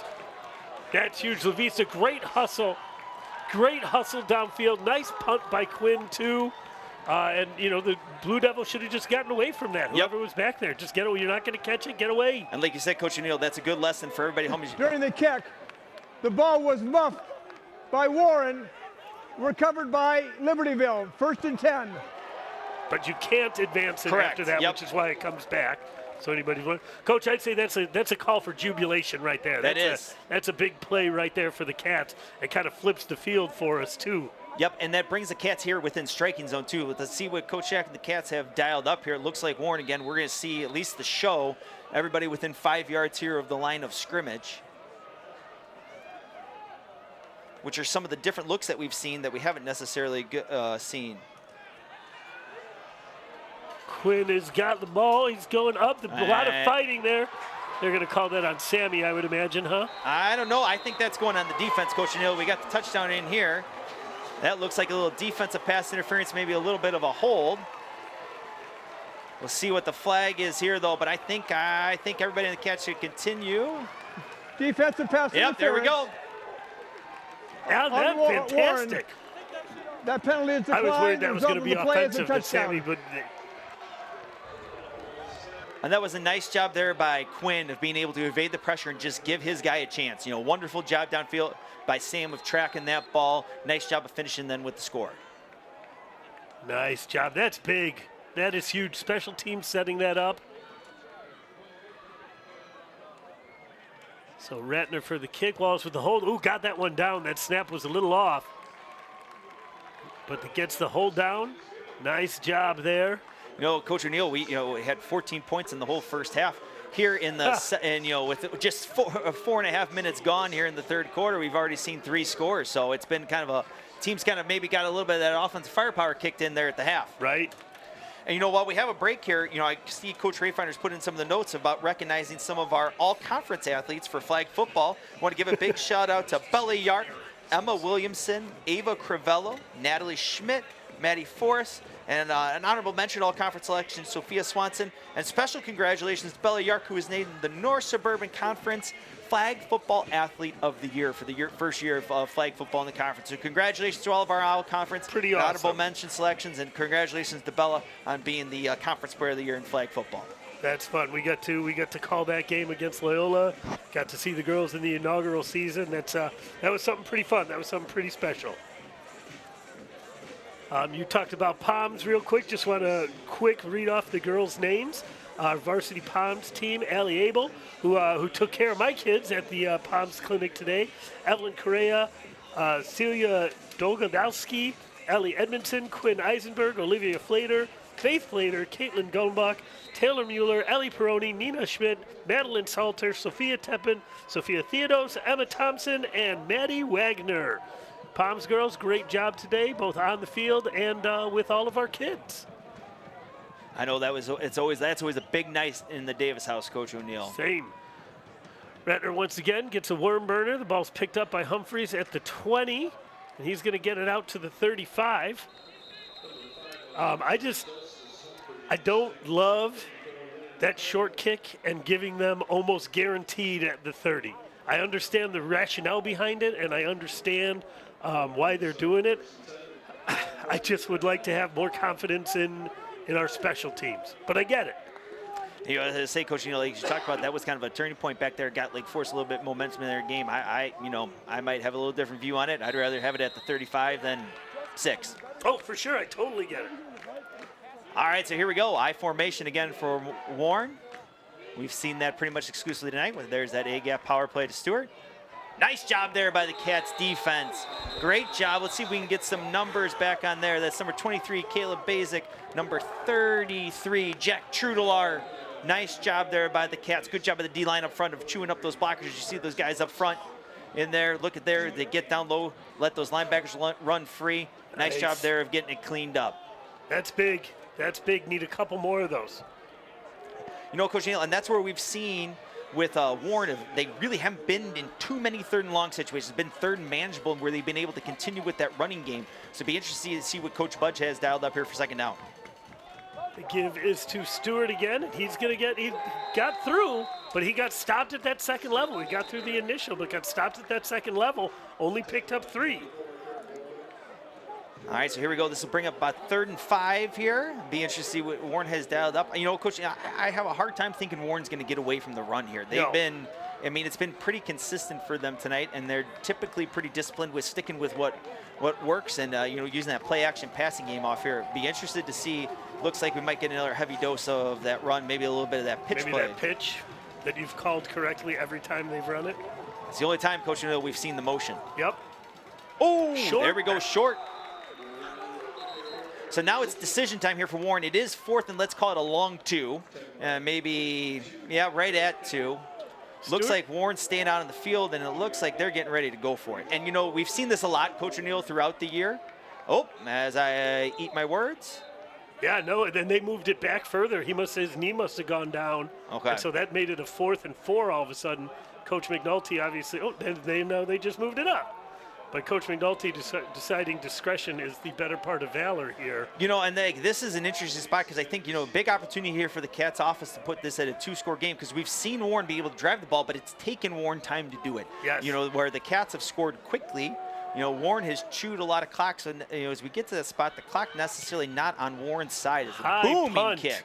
La Vista underneath it, calls for the fair catch at the 15. That's a good heads-up play by him. Yep, nice job there by Blaze of just securing the punt and just getting the catch down. Because if he lets that go, there's a good chance we're buried inside the 10, and he didn't try to do too much with it. You know, that's one of the things, that's one of the tougher skills in football, I think, Coach O'Neill, is to know you've got 11 guys bearing down on you and having to concentrate with lights and wind and all that other stuff and catch that oblong-shaped ball like that. That's not easy to do. So nice job there by Blaze, like you said, of just securing the catch, getting that, not letting the ball bounce around and see what happens. Right. Don't take any chances with it. So the Cats will take over at their 15. 3 receivers spread out to Quinn's left. Tosses to Sammy, who spins around to the outside once again. Blaze tries to get a block in there, but the Blue Devils defender does a nice job cutting underneath it. Oh, that's Humphreys again. Yep, and he's been doing double duty there, Coach O'Neill, from that kind of outside linebacker position on defense and subbing in for Stewart at running back. As we get a replay here, nice job of Sam sitting down in the zone, finding the soft spot in that cover 4 in between.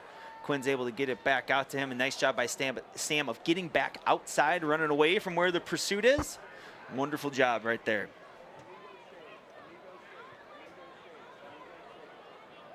Coach O'Neill, I could talk about those little inside wide receivers. Oh, those are wonderful. Fun. You called a few of those, huh, Coach? Some may say a lot of them, but yeah, that was it's a long extended handoff. Yep. Ball is going to be complete. Oh, Makes one guy miss. That's outstanding. There we go. That is La Vista. Makes another guy miss. Hurdles one. He's all the way down. He's still on his feet. He's going to score. Yes. Great job. Wow. First of all, a great catch. He had to go upstairs to get that ball. Touchdown, Libertyville. And then come down with his feet in bounds. Made a guy miss. Wow, Coach. Great play there by Blaze with the run after the catch. Great job of getting vertical and just running away from everybody.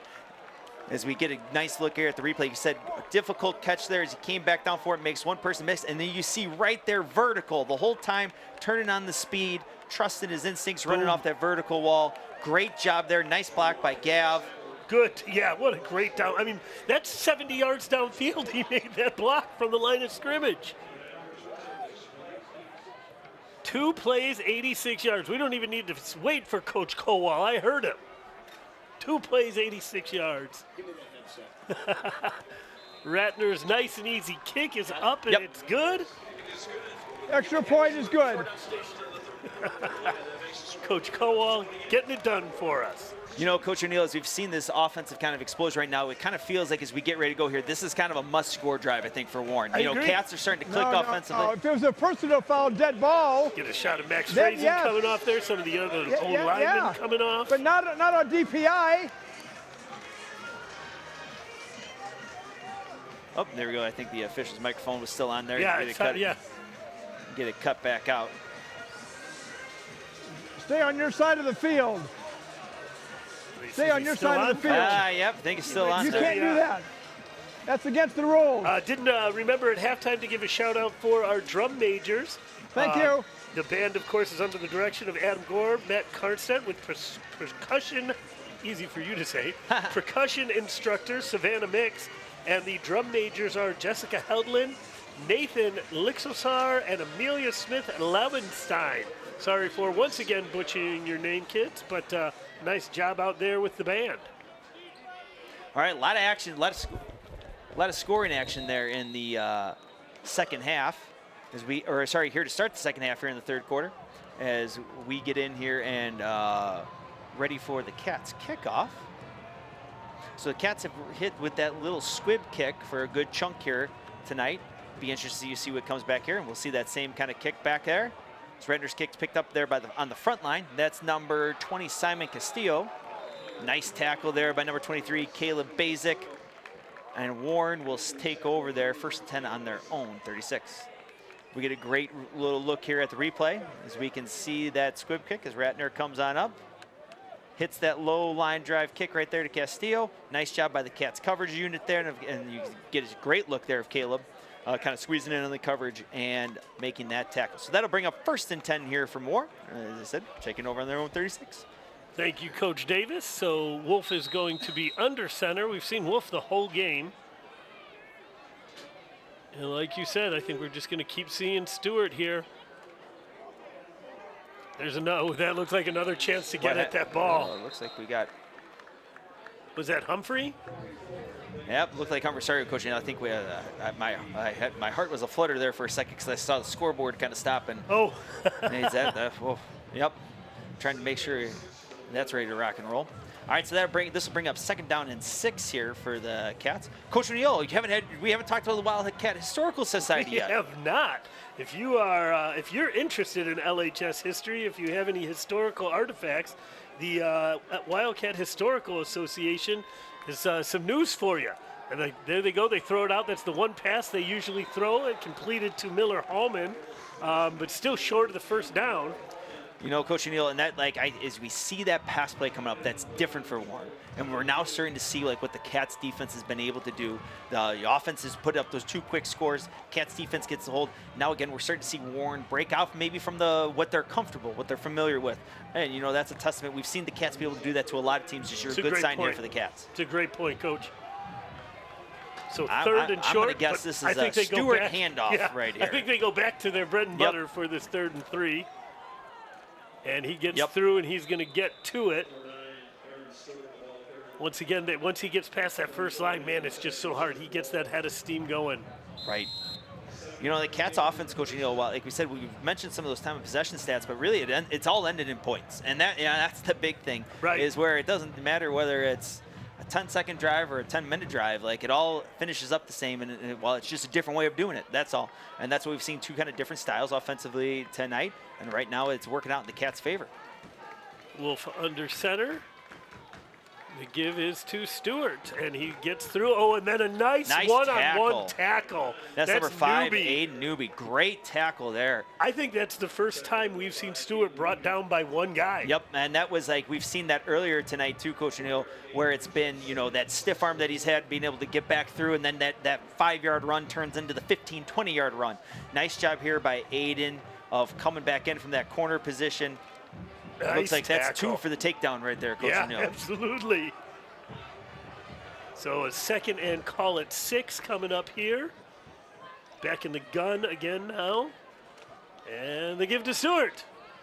Man, I'm going to see if I can call this next series blindfolded, Coach. If I could just, give me one tap for with a snap. Coach O'Neill, we're getting to the spot with 1:40 left here where, this is, I think, is what we're going to see. It's going to be a heavy dose here of Stewart. And like we said, the time isn't necessarily on Warren's side. It's taken them a while the Cats have scored quick. We only have 1:30 left here in the 3rd quarter. Time, this is where it feels like this is a must-get points drive for Warren. And just for the Cats, let them take a long time to do that. Oh, nice. Oh, still enough for the first down. Yep, forward progress is going to get it there and move the chains. But you know what? they were probably going to get that first down anyway, Yep. but they only got 1 yard. Yep. And now that's going to take us down to 30 seconds or Right. 45 seconds. There we go, winding the clock. Because Warren doesn't have a hurry-up offense either, at least one that we've seen at all. Correct. So, And that's Coach O'Neill. Coach O'Neill, like we said, like this is where like this game is shortened up a little bit, and here's we're at the spot where these drives are gonna matter. so give is to Stewart again, and the Cats cut at the line there again, and he has stopped up, gain of 1. Yep, nice adjustments there by the Cats of really being able to contain in, and that's where we to use. I know it's a World Series time, Coach O'Neill, so Right. I'll attempt. I'm not great at the baseball analogy, but that's like that. We've seen the fastball. Now we've adjusted to the fastball and we're sitting on that, and we're seeing Warren's secondary and third pitches here, and the Cats have done a nice job, like we've talked all year, about forcing teams in to their second and third options. Power. There we go, power coming. And Coach O'Neill, that's where we've seen the most from Warren is with this power game and pulling people, getting the extra people at the point of attack. I think to me that's the spot where we're going to see a lot more as we get here to the quarter, and now we're going here to the fourth. Fourth quarter, and they're still only at the 30-yard line. That's the end of the third quarter. They still got a ways to go. Third down from the 30-yard before line. they get anything.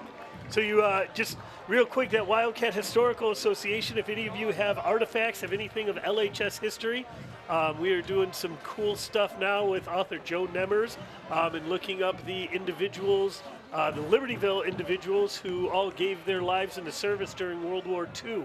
And so we're doing some cool stuff and are looking to expand. So thanks for giving the plug there, Coach. I know. That's where I'm just trying to work through our notes here that we make for the broadcast. Yeah. So we have all that stuff squared away. Don't want to miss anything that's been turned back in. Let me we got an extra second here. Let me get Green Swag's debate team. The debate team is off to a great start to this season. 7 of their teams competed at home with Flossmoor Invite, and we're looking forward to the next tournament at Palatine, where they'll be debating U.S. military support of Taiwan. So come by room 131 after school Monday or Wednesday if you're interested in joining debate. That's one of the things, Coach O'Neill, where we have a lot of different clubs here at Yes. LHS. Like, it feels like there's always something new and interesting. Like, as we're reading the announcements now, second period, get a chance to see like all the different stuff that folks have offered. Is really cool to see that there's stuff to get for everybody to get For involved in. everybody. So Power. third and short here. Yep. There's the power. Man, they get a lot of bodies going to one point of attack, don't they? There you go. Yeah, well, Coach Colwell heard us say it in Game 1 of the World Series. It's Yankees 2, Dodgers 1, top of 7. For any of the baseball fans at home who are turning into our Wildcat Productions broadcast tonight. Oh, showed your age there a little bit, Coach. I did show my age there a little bit, Coach O'Neill. So here we go. Clock's still a-ticking, though. We're down, it's the start of the fourth quarter here. And like you said, the clock is not beneficial to Warren. All right, so here we go. First and 10 here for Warren. There's the power play again. That's Stewart staying in behind his blockers at 5 yards, and then again, just tick, tick, tick. Keep it going. We got a Cat who's slow to get up there a little bit. It looks like number 64, Rhett Van Boning, coming off the field, a little hobble. Want to give a shout out to my wifey, Amy O'Neill, who's watching the game. She took care of the kids for the Palms Clinic. I wonder if the girls are still up watching right now. I would hope not at this point, but it's possible. Hello, Claire Annie Shannon. I think Maggie even left the field and decided to go home. So Wolf under center. Cats are bringing a blitz. Oh, they picked them. Oh, that was close. They picked the exact right gap where that play was going to. Oh, and wow. Stewart still on his feet. That looks like number 5 Humphreys in there Oh, on that one, Coach O'Neill. Thank you. We picked the play, and Humphreys did a nice job cutting back. Yep. Away from the blitz. You'll see, I think it's basic, dials up the blitz right here. Comes right in the gap where it's going to. Coach That's O'Neill, Clarkson. we talked about it on last broadcast trying to get a little bit more of the defense stats to highlight the defense. A lot of if you look at on Max Preps where the Cats get those defensive stats and offensive stats uploaded, a lot of the top tacklers from those linebacking positions, guys up front have done a nice job of chewing up the blockers to allow the linebackers to run free and kind of make those plays. Yep. And there's the give to Stewart, and he's going to be stopped inside the 5. Again, every time you can get a stop here, take another 30 seconds off. Take another because they're chasing 2 scores, and we still get the ball back after they score. You know, Coach O'Neill, as you look back, that special teams play, that muffed kick with the recovery by La Vista, that's looming large right now. For sure. Which has really kind of kept that Cats momentum going, and the offense has capitalized on it. And, you know, that's one thing. It's easy to say that, but it's also harder to do. So hats off to the Cats offense for capitalizing on the opportunities when they presented themselves tonight. Second down and about the 2-yard line. Give is to Stewart, and he's going to walk right in. Touchdown, it feels Warren. like you're right. That definitely felt. It's not desperation because they still stuck to what they were doing. No, but it does get to, like, with the style of football that Warren likes to play, and they will. And I think this is a compliment to them, is that they will stick to their style and not of football that they would like to play. This is what, you know, like it got to that point. That's where the situation they were at. So the hold is down. Wolf with the kick. It is good. And we have a Extra one-score point is game good. once again. And that's where, as we get here to the replay, now the flip side is going to be the Cats offense controls the ball a little bit, or not even necessarily Quick controls the score. ball. There's the quick score. That's also going to be just as effective with it here. So we kind of get that same spot where Warren's shortened game trying to bring it down here towards the end. You know, a lot of times the focus gets onto what happens here at the end, but there's stuff that's happened way before that looms large as well too, as we bring up some of those plays that the Cats have done a nice job of capitalizing on tonight. Right, and this is always an interesting situation for the Cats offense because, like you said, you'd love to chew up the clock, but what they do best is those quick strikes. And so, like, putting points on the board at the end of it that's what matters. Wow. Coach Cowell bringing up an old reference. So that was that drive took 6:35. I don't think have we had a 6:35 drive this season, Coach? Yeah, I think so. We had a couple. I think we do. I think we have. 74 yards, 13 plays, and 1 pass for a completion of about 6 yards, I believe. All right, so Coach O'Neill, as we talked about, like as with your defensive background, They're lined up differently than they have been before for this kickoff. There's an onside coming for sure. Nope. And then he just missed it. That's interesting, Coach O'Neill. Yeah. That's interesting. I mean, I love being onside. I love an aggressive play like that. Then it was touched by My concern, though, was that the Libertyville kick return team didn't seem to respond, that they were lined up completely differently. Yep. And now this puts a lot of stress here on the Warren defense here as the Cats offense starts with the ball over their own 50-yard line. But, you know, I think that onside kick goes back to something you said earlier, that's outside of their comfort zone. Yep.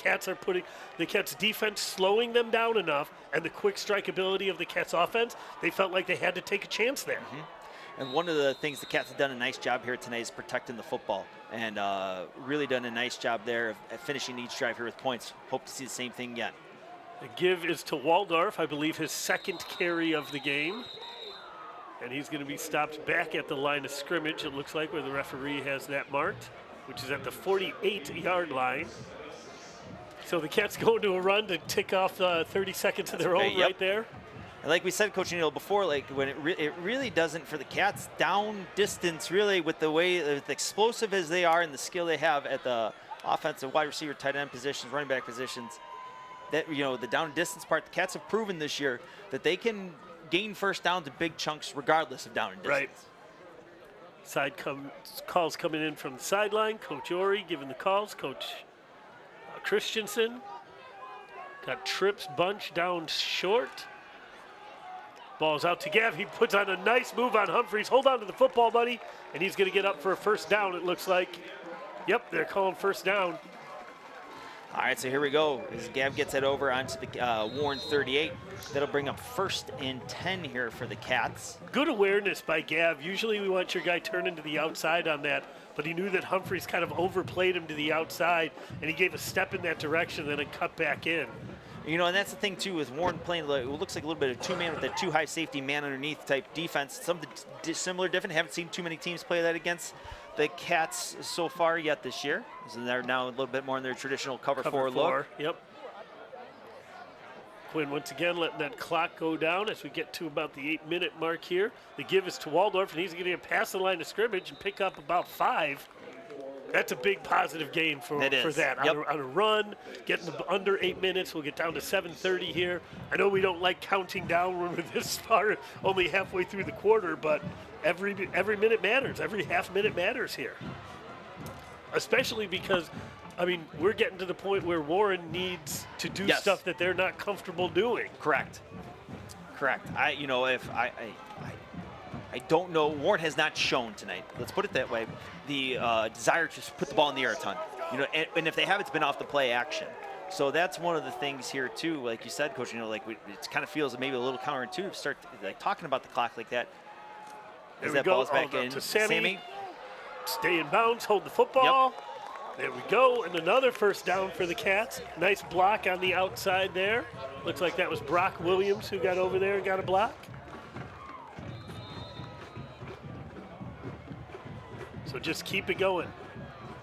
Like you said, that's that pass out to the outside there. The pass is part of the running game because it's basically a sweep when you get the ball out there like that. All right, so here we go. It's under 7 minutes left here. Cats very well using the clock, using the full play clock every time here, taking their time getting up to the ball. Quinn gets a snap. The look is out to La Vista. Nice block by Sammy. La Vista cuts back in, takes a couple defenders with him, and picks up 6. We got a Wildcat on the field down.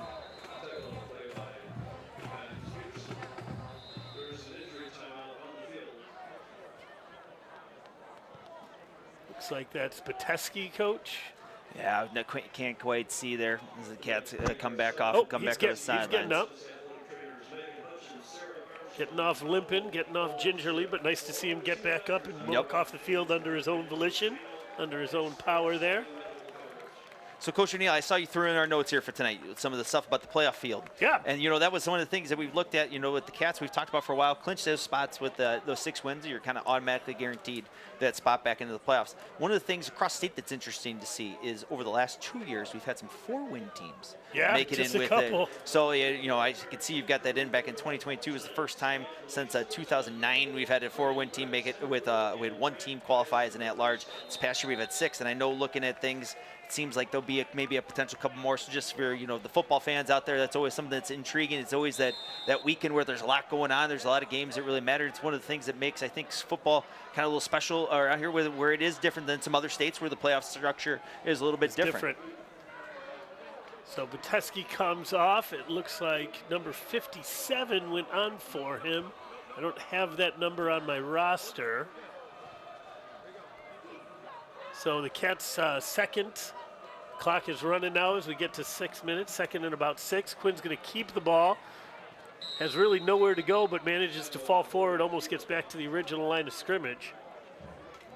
All right, so it's going to bring up a 3rd down, and let's call it 7 here. I'm going to venture to guess, Coach O'Neill, that we're going to see some pressure from Warren. I'm trying to get the ball out of Shambo's hand quick and see if they can make now. With Cats receivers doing a great job tonight of making the first guy miss, and then getting vertical downfield. That's been so impressive to watch. And for all you young football players at home who are at the skill position spots, watch these guys get vertical and just run, not trying to do too much with the ball. It's been really impressive by the Cats skill players tonight. Quinn looks out to his left. Oh, and wide open is Gavrick, and he's going to get the first down, and he's going to be going for the end zone. Just doesn't make it. Gets out to about the 3. I mean, that's just, once again, they need to respect going deep on that, and Gavrick just puts on the brakes. And that's a great job by Quinn with a lot of people in his face. As you see, Warren brings in the pressure with the twist of knowing where his guy is and just getting the ball, being able to deliver it back out there. Nice job by Quinn staying in the pocket. Went out of bounds, so that does stop the clock at 5:23 here. So 1st and goal from the 3. Cats are in a great position. Once again, then this takes Warren, takes some options for Warren out. Is that a Wildcat? Who is that? Kind of looked like direct snap to Waldorf. To Waldorf? Oh, Quinn came running out. Quinn came running out. So it's good to see Miles coming back on. You see him by the screen, number 72, Miles Pateski. That's interesting. Do something a little different there. See if you can catch Warren off guard. 2nd down. Under 5 minutes to go right now. So 2nd and goal from about the 2. Waldorf might have picked up 1 there.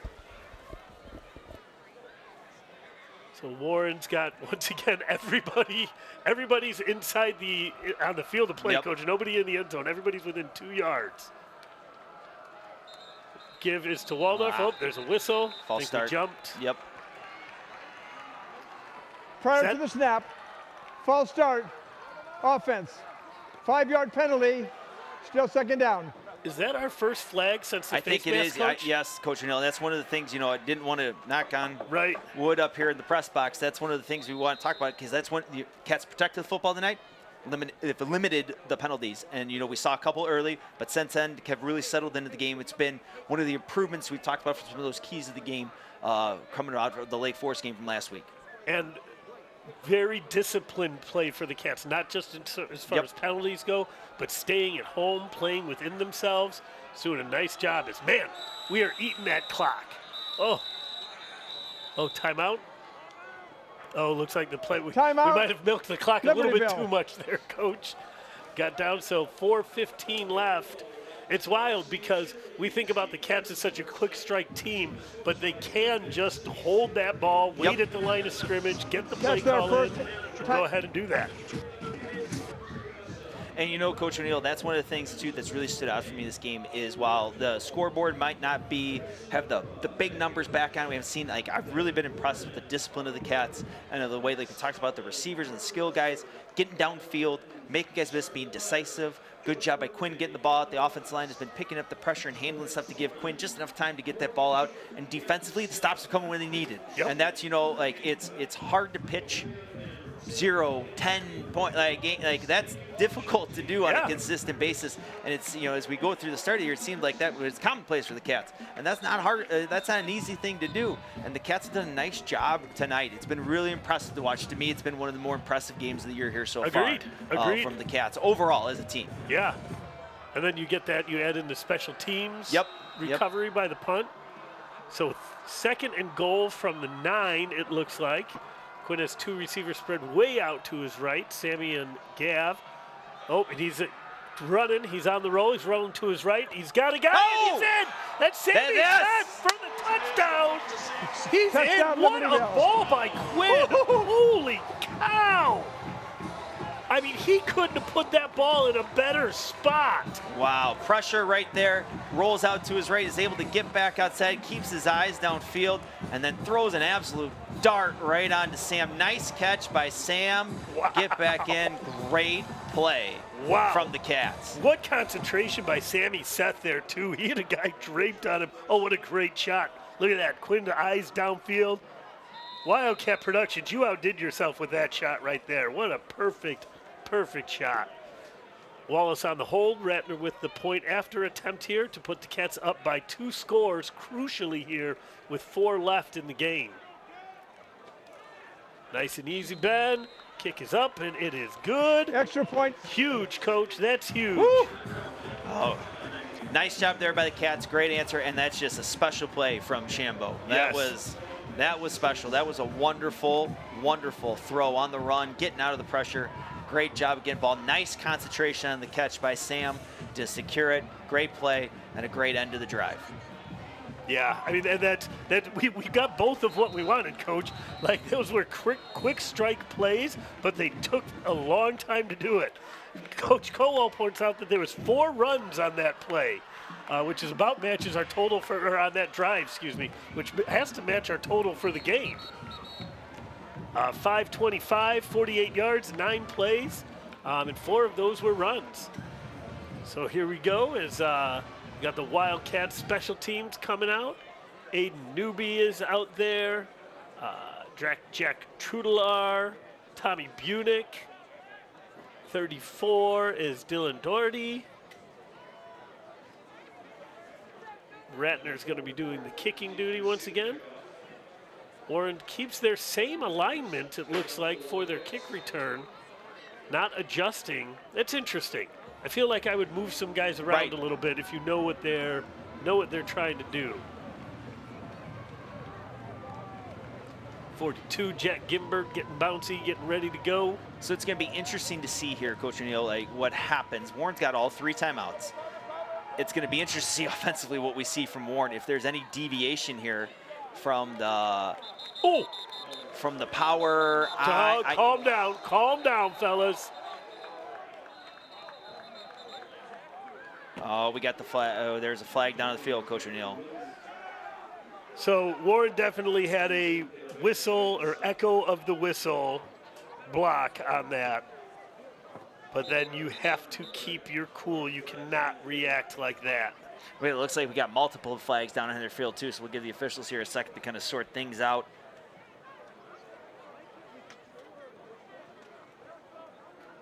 So the ball was brought out to about the 25, 29? Yeah, 20, it looks like 29 area. Oh, yeah. Or 26, sorry, that's Yeah. where the spot is. On the 26, let's see here, we get the call from the officiating crew. There are 2 fouls on the play. At the end of the play, personal foul, unsportsmanlike conduct number 33. Also, dead ball foul, personal foul number 30. That's a 30-yard penalty. First down, What? Warren. Wow. 30-yard penalty, Coach. So, Coach O'Neill, as we were talking about, well, Warren offensively, I think that 30-yard chunk here is going to potentially put into play a little bit more of the run with Stewart. So, Wow. I don't think I've ever seen 30 yards on a penalty, well, Coach. yeah, you know, Coach O'Neill, we saw the flags come in late. Like you were calling, and I think as you were talking about the holding the composure plate, that's where we saw that piece came in. And that's what, you know, one of those things where, like, again, it's a great learning experience here for the Cats. And now Warren's going to get the ball in Libertyville territory on the 44-yard line. Good chance here good opportunity here for the defense to respond here after that special teams penalty. Drops back. Wolf drops back to pass. He's getting a little pressure. That was a block in the back, but ball is caught at about the 30-yard line. So they come out throwing, rolling out, running a little play action there. And I think that was a little force there off the scramble from Warren. As now they're back in. I wouldn't be surprised with the 3 timeouts. You know, I think Warren has not shown in the second half the ability to stop the Cats offense. Yeah. That, you know, you're going to need to save those timeouts there and probably want as much time on the clock as possible. But here comes the I formation again. So I formation motion going across the pitch. That's a different fifth time we've seen that. Stewart's got the ball. He makes one guy miss, but nice game tackle in there. Looks like he only picked up about 4. Tough from this angle. And that's where tick, tick, tick. Yep. That's not, and you know, here comes Warren. Like there's a little pace now coming in with the call coming in and out of the sideline, trying to get back and get moving to try to preserve clock here. We're getting just to about, they'll get this play off with about 3 minutes left in the game. 2nd and 6. Stewart next to Wolf. The give is to Stewart. He's got a nice wall to his right. Cuts it back in the middle. Is going to get enough for a first down. And that's the thing here. Clock does stop high school football in the state of Illinois, or high school football. Clock does stop on a first down. There it goes again as we get it wind ready to go. So that will, you know, that 6-7 seconds helps Warren out here a little bit to get lined up, ready to go. I'm going to guess again it's going to be a heavy dose here of Stewart. Wolf is on the give to Stewart. Oh, a big hole. Nice job. Tackle. Nice tackle. That looked like that was number 24, Eric Waldorf. Nice tackle right there. The Warren's going to take that timeout. Warren. At 2:33, Warren takes their first timeout. It's going to be a 2nd and about 6. And that's that's big there, Coach O'Neill, taking the timeout and not saving that time, trying to save that timeout. I'm a little surprised. I'm not surprised to see Warren run the ball. I am surprised to see Warren continue to run the ball. We saw maybe that mix there at the start, you know, right back here. And this is a great job by that Cats defense. Every running play that stopped before the sticks, before the end zone, that's good for the Cats. Right, you know. that's 30 seconds. And even if Warren punches one in here with 30 seconds left and no timeout, like that's still, you know, that's not a bad spot to necessarily be in here for the Cats. I mean, the story of this game is going to come down to how much does that 30-yard penalty cost us? Because Warren would have had to do some different things or chew up more clock. Right. And, you know, I also think Coach O'Neill is like, so far, you know, from us, like we talked about the Cats being disciplined on the penalty. Like we're trying to knock on all the wood up here with there. But also, you know, that special teams play, I think, looms large for the Cats. It really kept the momentum going that the Cats had coming out of the half. Right, and enabled them to get up those 2 scores. Right, you know, for folks that are maybe tuning in late to the broadcast, we were 7-7 game at the half. You know, Coach, now with a 35-21, it's definitely been a little bit more offensive football here. There's a pass, looking drop back. Wolf is going to scramble, and he is going to be stopped just short. Crowd wanted a hold on that, it sounded like. Yeah, and that one, again, didn't quite get a great look at it back from there just to check and see. With that ball being down in short here is where you think we get a little bit of a replay look. As I see Wolf looking back Oh there. my gosh, that was definitely a hold. I usually don't agree with the stance, coach, but that one, we might have missed that one. All right, so here we go. I'm guessing this is Stewart to the right. Looks like. I'll bet Stewart to the left. No, there he is. So I'm just going to, assuming the PAT is good, that'll make it a one-score game. All right, Coach Neal. So like you said, that is going to come back and play a factor here into it. Now this PAT is a big one too, of being able to get that kick back in. Here's a replay as we're coming back around. I don't know, Coach. I think he went right up the middle. I think we were both wrong. No, it seems to be they've been using the formation. But okay, sorry. Looked like we were close to getting a block from there as I'm just making random noises. Extra point is good. That's what we get paid to do, Coach. Well, that was, Coach Neal, I had a couple of the guys stop me in the hallway, and they're like, Coach Davis, was that just you talking to yourself in the game last week? I'm like, yeah, and I'm not that interesting. Nobody wants to hear me just talk for 3 hours straight in there. So, but So now it's interesting, Coach, because Warren already showed you they're onside. Right. So now, do you go back to it and try it again? I'll tell you what, Coach Neal. If it's me, Warren is. Oh, go ahead. We'll get you with the stats here. So that drive was 1 minute 39 seconds. Only had to cover 44 yards because of those 2 penalties and 6 plays. And Warren gets they wanted. Warren got the quick score. And the other thing too here is, Coach. Warren has always had a great defense the last 6, 7, 8 years or so. And that's kind of is bred into their power football, play defense. I don't know, with 2 timeouts and your defense being your bell cow, to me, I'm kicking it deep because I want to try to get the short field for my offense. They're lining up. They're like lining up for it, so that's why I'm sitting up here and I'm not on the sidelines anymore. No, but, I that's kind of one of those where it's playing into the strength. It's fun to be able to get to be the person up here. A lot of times, this is all thought out ahead of time for the folks at home. So, you might think we're having the same banter on the sidelines like those of us down here are. That generally is not the case. Right. This is all decided during the week, and that's nice job. Cat nice job by up. Mason getting back on that. Nice job. He watched that ball in. You don't leave your feet until you have the ball, and then he dropped down and secured the football. He has that ball. Nice job by Mason Strader there. First touching Warren. Watching in. First down. Nicely done at by the 50 Mason yard there. line. So now, like you said, Blue Devils have 2 timeouts. Cats are going to need a first down. Yep. So we're going to get a replay here of that onside kick as we kind of go back over. Well with executed by the Blue Devils. Nice kick. Yep. I think again, 6 one way, half a dozen other. Like I said at home, a lot. The conversation you and I are having does not happen on the sideline. Right. This is all thought out way in advance. It's not that. Everybody knows what's going to go on and is going to happen. So when you kind of play all that stuff out throughout the week and know going into when you get into certain situations what things are going to look like. So we'll see if the Cats run the ball. I would venture we're going to see a run here on first down. Yep. Give to Waldorf. Gets hit behind the line of scrimmage and then brought down just behind it, forcing the Blue Devils to go ahead timeout. And take their, take their second timeout. That's their second of the how half. are we going to have gotten through this entire broadcast without once saying the Smurfs with pitchforks? how I just realized there's only 2 minutes left and we almost got it. Well, Coach O'Neill, it's we come in here this has really been a fun game tonight here. And this is one of the things that we get in our conference. It's so cool is that we get these fun matchups from teams. I know it's one of those where this is definitely a homer broadcast. Don't get me wrong, but if you're football production. Yeah, exactly. As you say, Coach Egger always used to say it is Wildcat Productions, not so.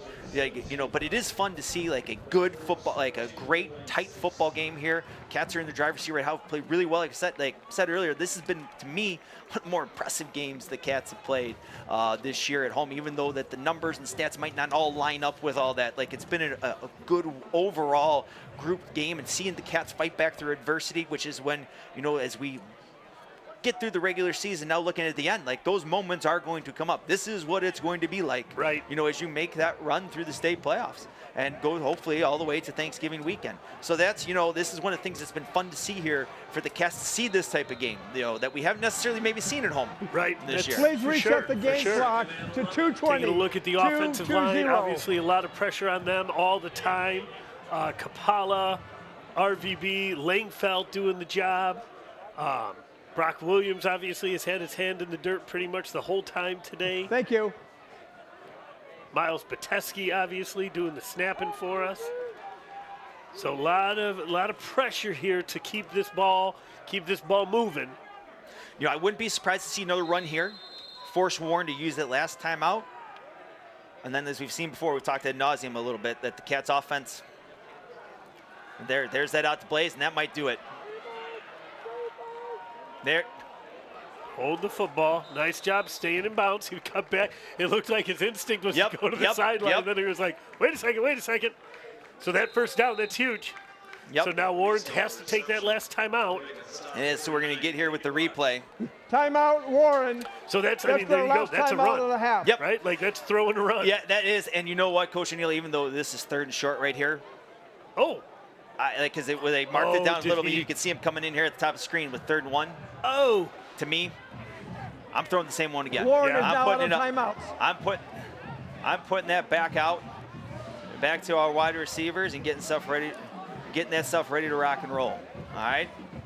So that's where, as we get set up here, get ready to go. It's 3rd down and short. Be interesting to see what gets dialed up back here for the Cats because they are back in Warren territory. Warren, no timeouts left. There's one showing back up on the screen. No timeouts left here for the Blue Devils. You know, Warren's given that cushion on the outside the whole time. They've really jammed things in on the inside, expecting that Cats run, but being able with that pitch and catch back out there on the end, this first down here kind of seals the deal. So yeah, no timeouts left.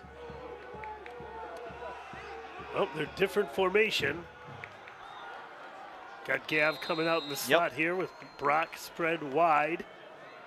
Nobody over the top. Here we go, everybody in tight. The give is to Waldorf, and he's going to fall forward.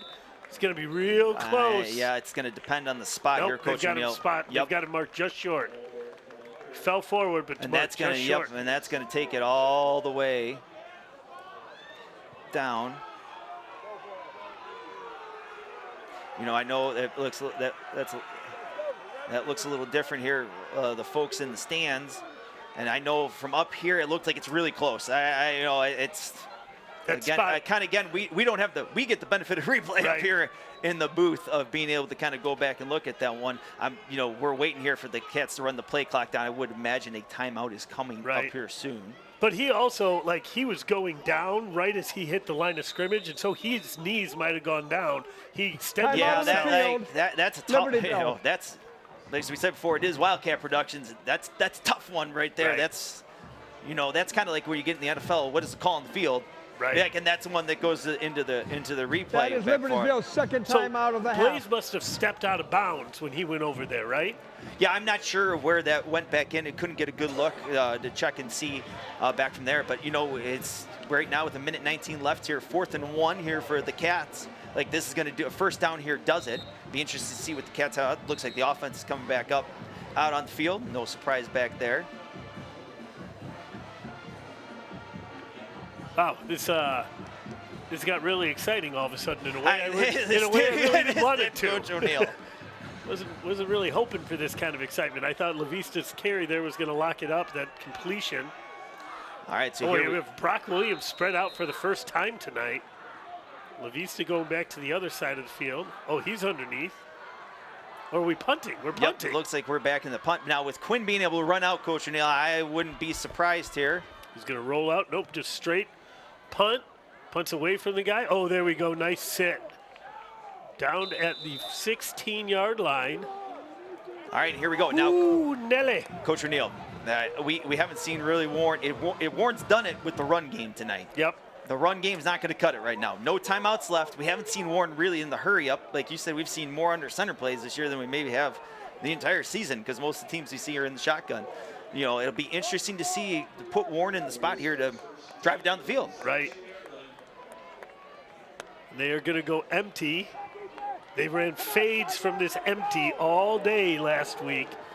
It's the only pass that they attempted from this empty last week, so they're empty. Wolf goes back.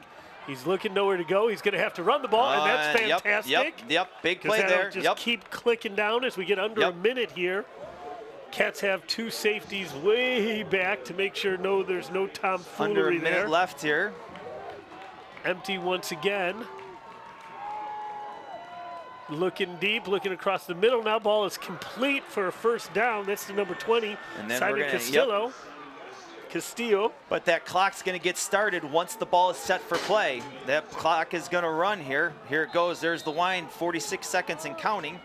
They get that ball off quick. He's going to get out of bounds here, I'd imagine.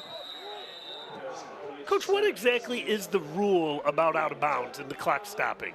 It seems like it's very malleable. So, Coach, if you watch football on Sundays, like you said, that's one of the point of emphasis. Of you have to be moving forward for it to be out of bounds. If your contact is stopped, if your forward progress is stopped in the field play, they'll still run it with some of the speed up rules from there. And I think that maybe trickles down a little bit of where is forward progress stopped. That's what ultimately. So if you're moving forward, you're good. It's whereas there's that stop on the end of where you can maybe advocate for that, getting the clock running. So 40 seconds here. Clock is stopped. Stewart is in the backfield right now. He motions out of it. I bet they get it to him. Wolf doesn't even look his way. Wolf is pressured. Now he's going to take off and run. He's got a big gainer up the middle across midfield. But the clock is going to, so that's a first down, so the clock is going to stop here. What? What are they? They don't have a timeout. They don't have a timeout. They don't have a timeout, guys. It should be 0 on there. They don't have a timeout. Some confusion here, but Warren's getting a little bit more time here to run the play. They don't have a timeout, fellas. So some discussion among the refs, try to figure out what is going on. I believe that's a penalty, Coach O'Neill, if I'm not mistaken. If you call a timeout and you don't have one? I could be wrong on that one here. But still, Warren got time to put into plays. They got it. So the clock should be wound right now. It should start. Oh, they're moving the chains. Yep.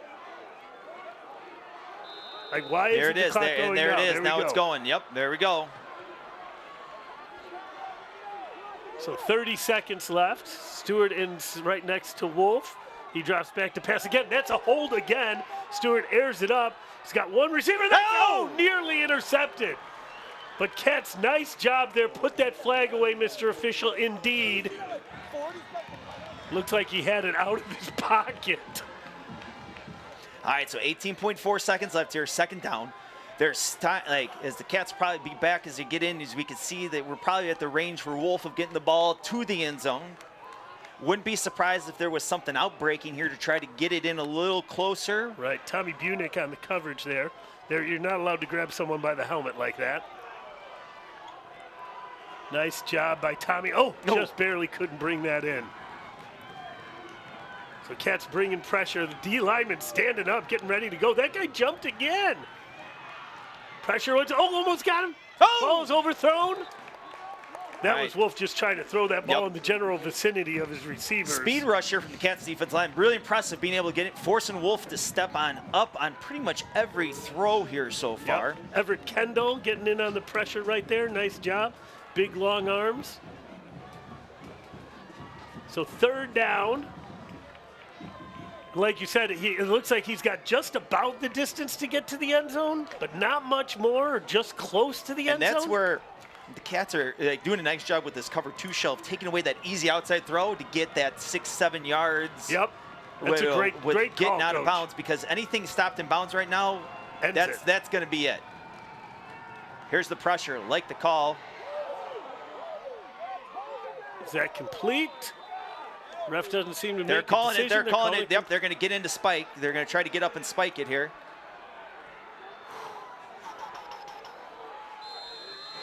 So there we go. Spikes the balls. So we got one more play. Yep.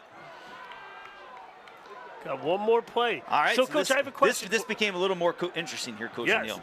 Yep. Do you have, when you were offensive coordinator, do you have your play that you're like, this is the one we're doing? Yep. Is it All the time. from about here, right? you got your Hail Mary that's a little deeper. From here, got one. In short, got one. Okay. Yep. No question. All right, no. Is it a play that's a normal play in your playbook, or is it The something? one inside the goal line is. We beat Carmel with it in overtime. We beat Stevenson with it in 2022. We beat, yeah. You can go back and see a lot. Like, it does take a lot here. I think everybody's got that one because you go with what you got. With your best one, try to get your best athlete in the spot to do it. Right. So here we go. So here we go. 4 seconds left. There we go. Finally. There we go. All right, so they jumped. That's going to back it up 5. And that's Delay of game. Oh, delay of Number game. 10, They didn't Warren. even get it on the jump. 5-yard penalty. Still second down. And you know, Coach O'Neill, like that's one of the, like, obviously we had to jump too, but it's that speed rush again from the Cats. Like he hasn't had time to really move that back, and right here at the 35, like that's about back it. So trips out. Stewart is in next to Wolf. Speed rush again, coming off the edge. Wolf drops back, is getting pressure. Hand is up on him. Ball's up over the. Hey! Get down, go down. There we it go. is. And that'll do it. Woo! And after a pretty exciting one here at Walter R. Johnson Stadium, the Cats are celebrating. That was Matthew Liu who got that interception, I believe, ending any hope for Warren to get anything done. Nice job by the Cats. Man, Coach. So the Cats will finish 8-1, finish conference champ, sole possession of conference championship. And we're getting ready for the playoffs, Coach. We are, Coach O'Neill. Definitely getting ready for the playoffs there. And, great game there by the Cats. Like we talked about, really impressive there with the finish. Nice job at the end. A little bit of fireworks we had there at the end, Coach O'Neill, and it's a great way to end the regular season here at the Walter R. Johnson Sports Pretty Complex. exciting. Real quick, want to give a shout out to Felix and Liam, who were the directors in the first and second half. And then Celia Hamburg, Luke, Liam, Matthias, Konya, doing the job on cameras. Aiden, Callie, Henry, Jack, Evan, Jack, Daniel, Jess Karin, Garrett, Jack, and Jack Holland and Dan Treptow, the grown-ups in the room running everything. Wildcat Productions, a great game today. Awesome job with the replays and with our graphics. And so we'll get a look at our control room real quick here. And so there they are. There's Liam on the left who directed, Felix on the far right who directed the first half. That's the command center right there. And I know it looks big and luxurious, but don't be fooled. It's not. So, Coach Davis, what are your thoughts? Coach O'Neill, it's a great way. Good momentum going here into the playoffs, and now the fun starts here. And as we're getting excited, we'll find out Saturday night what's going on playoff-wise. At 8-1, there's a pretty good chance. I think there's a very good chance.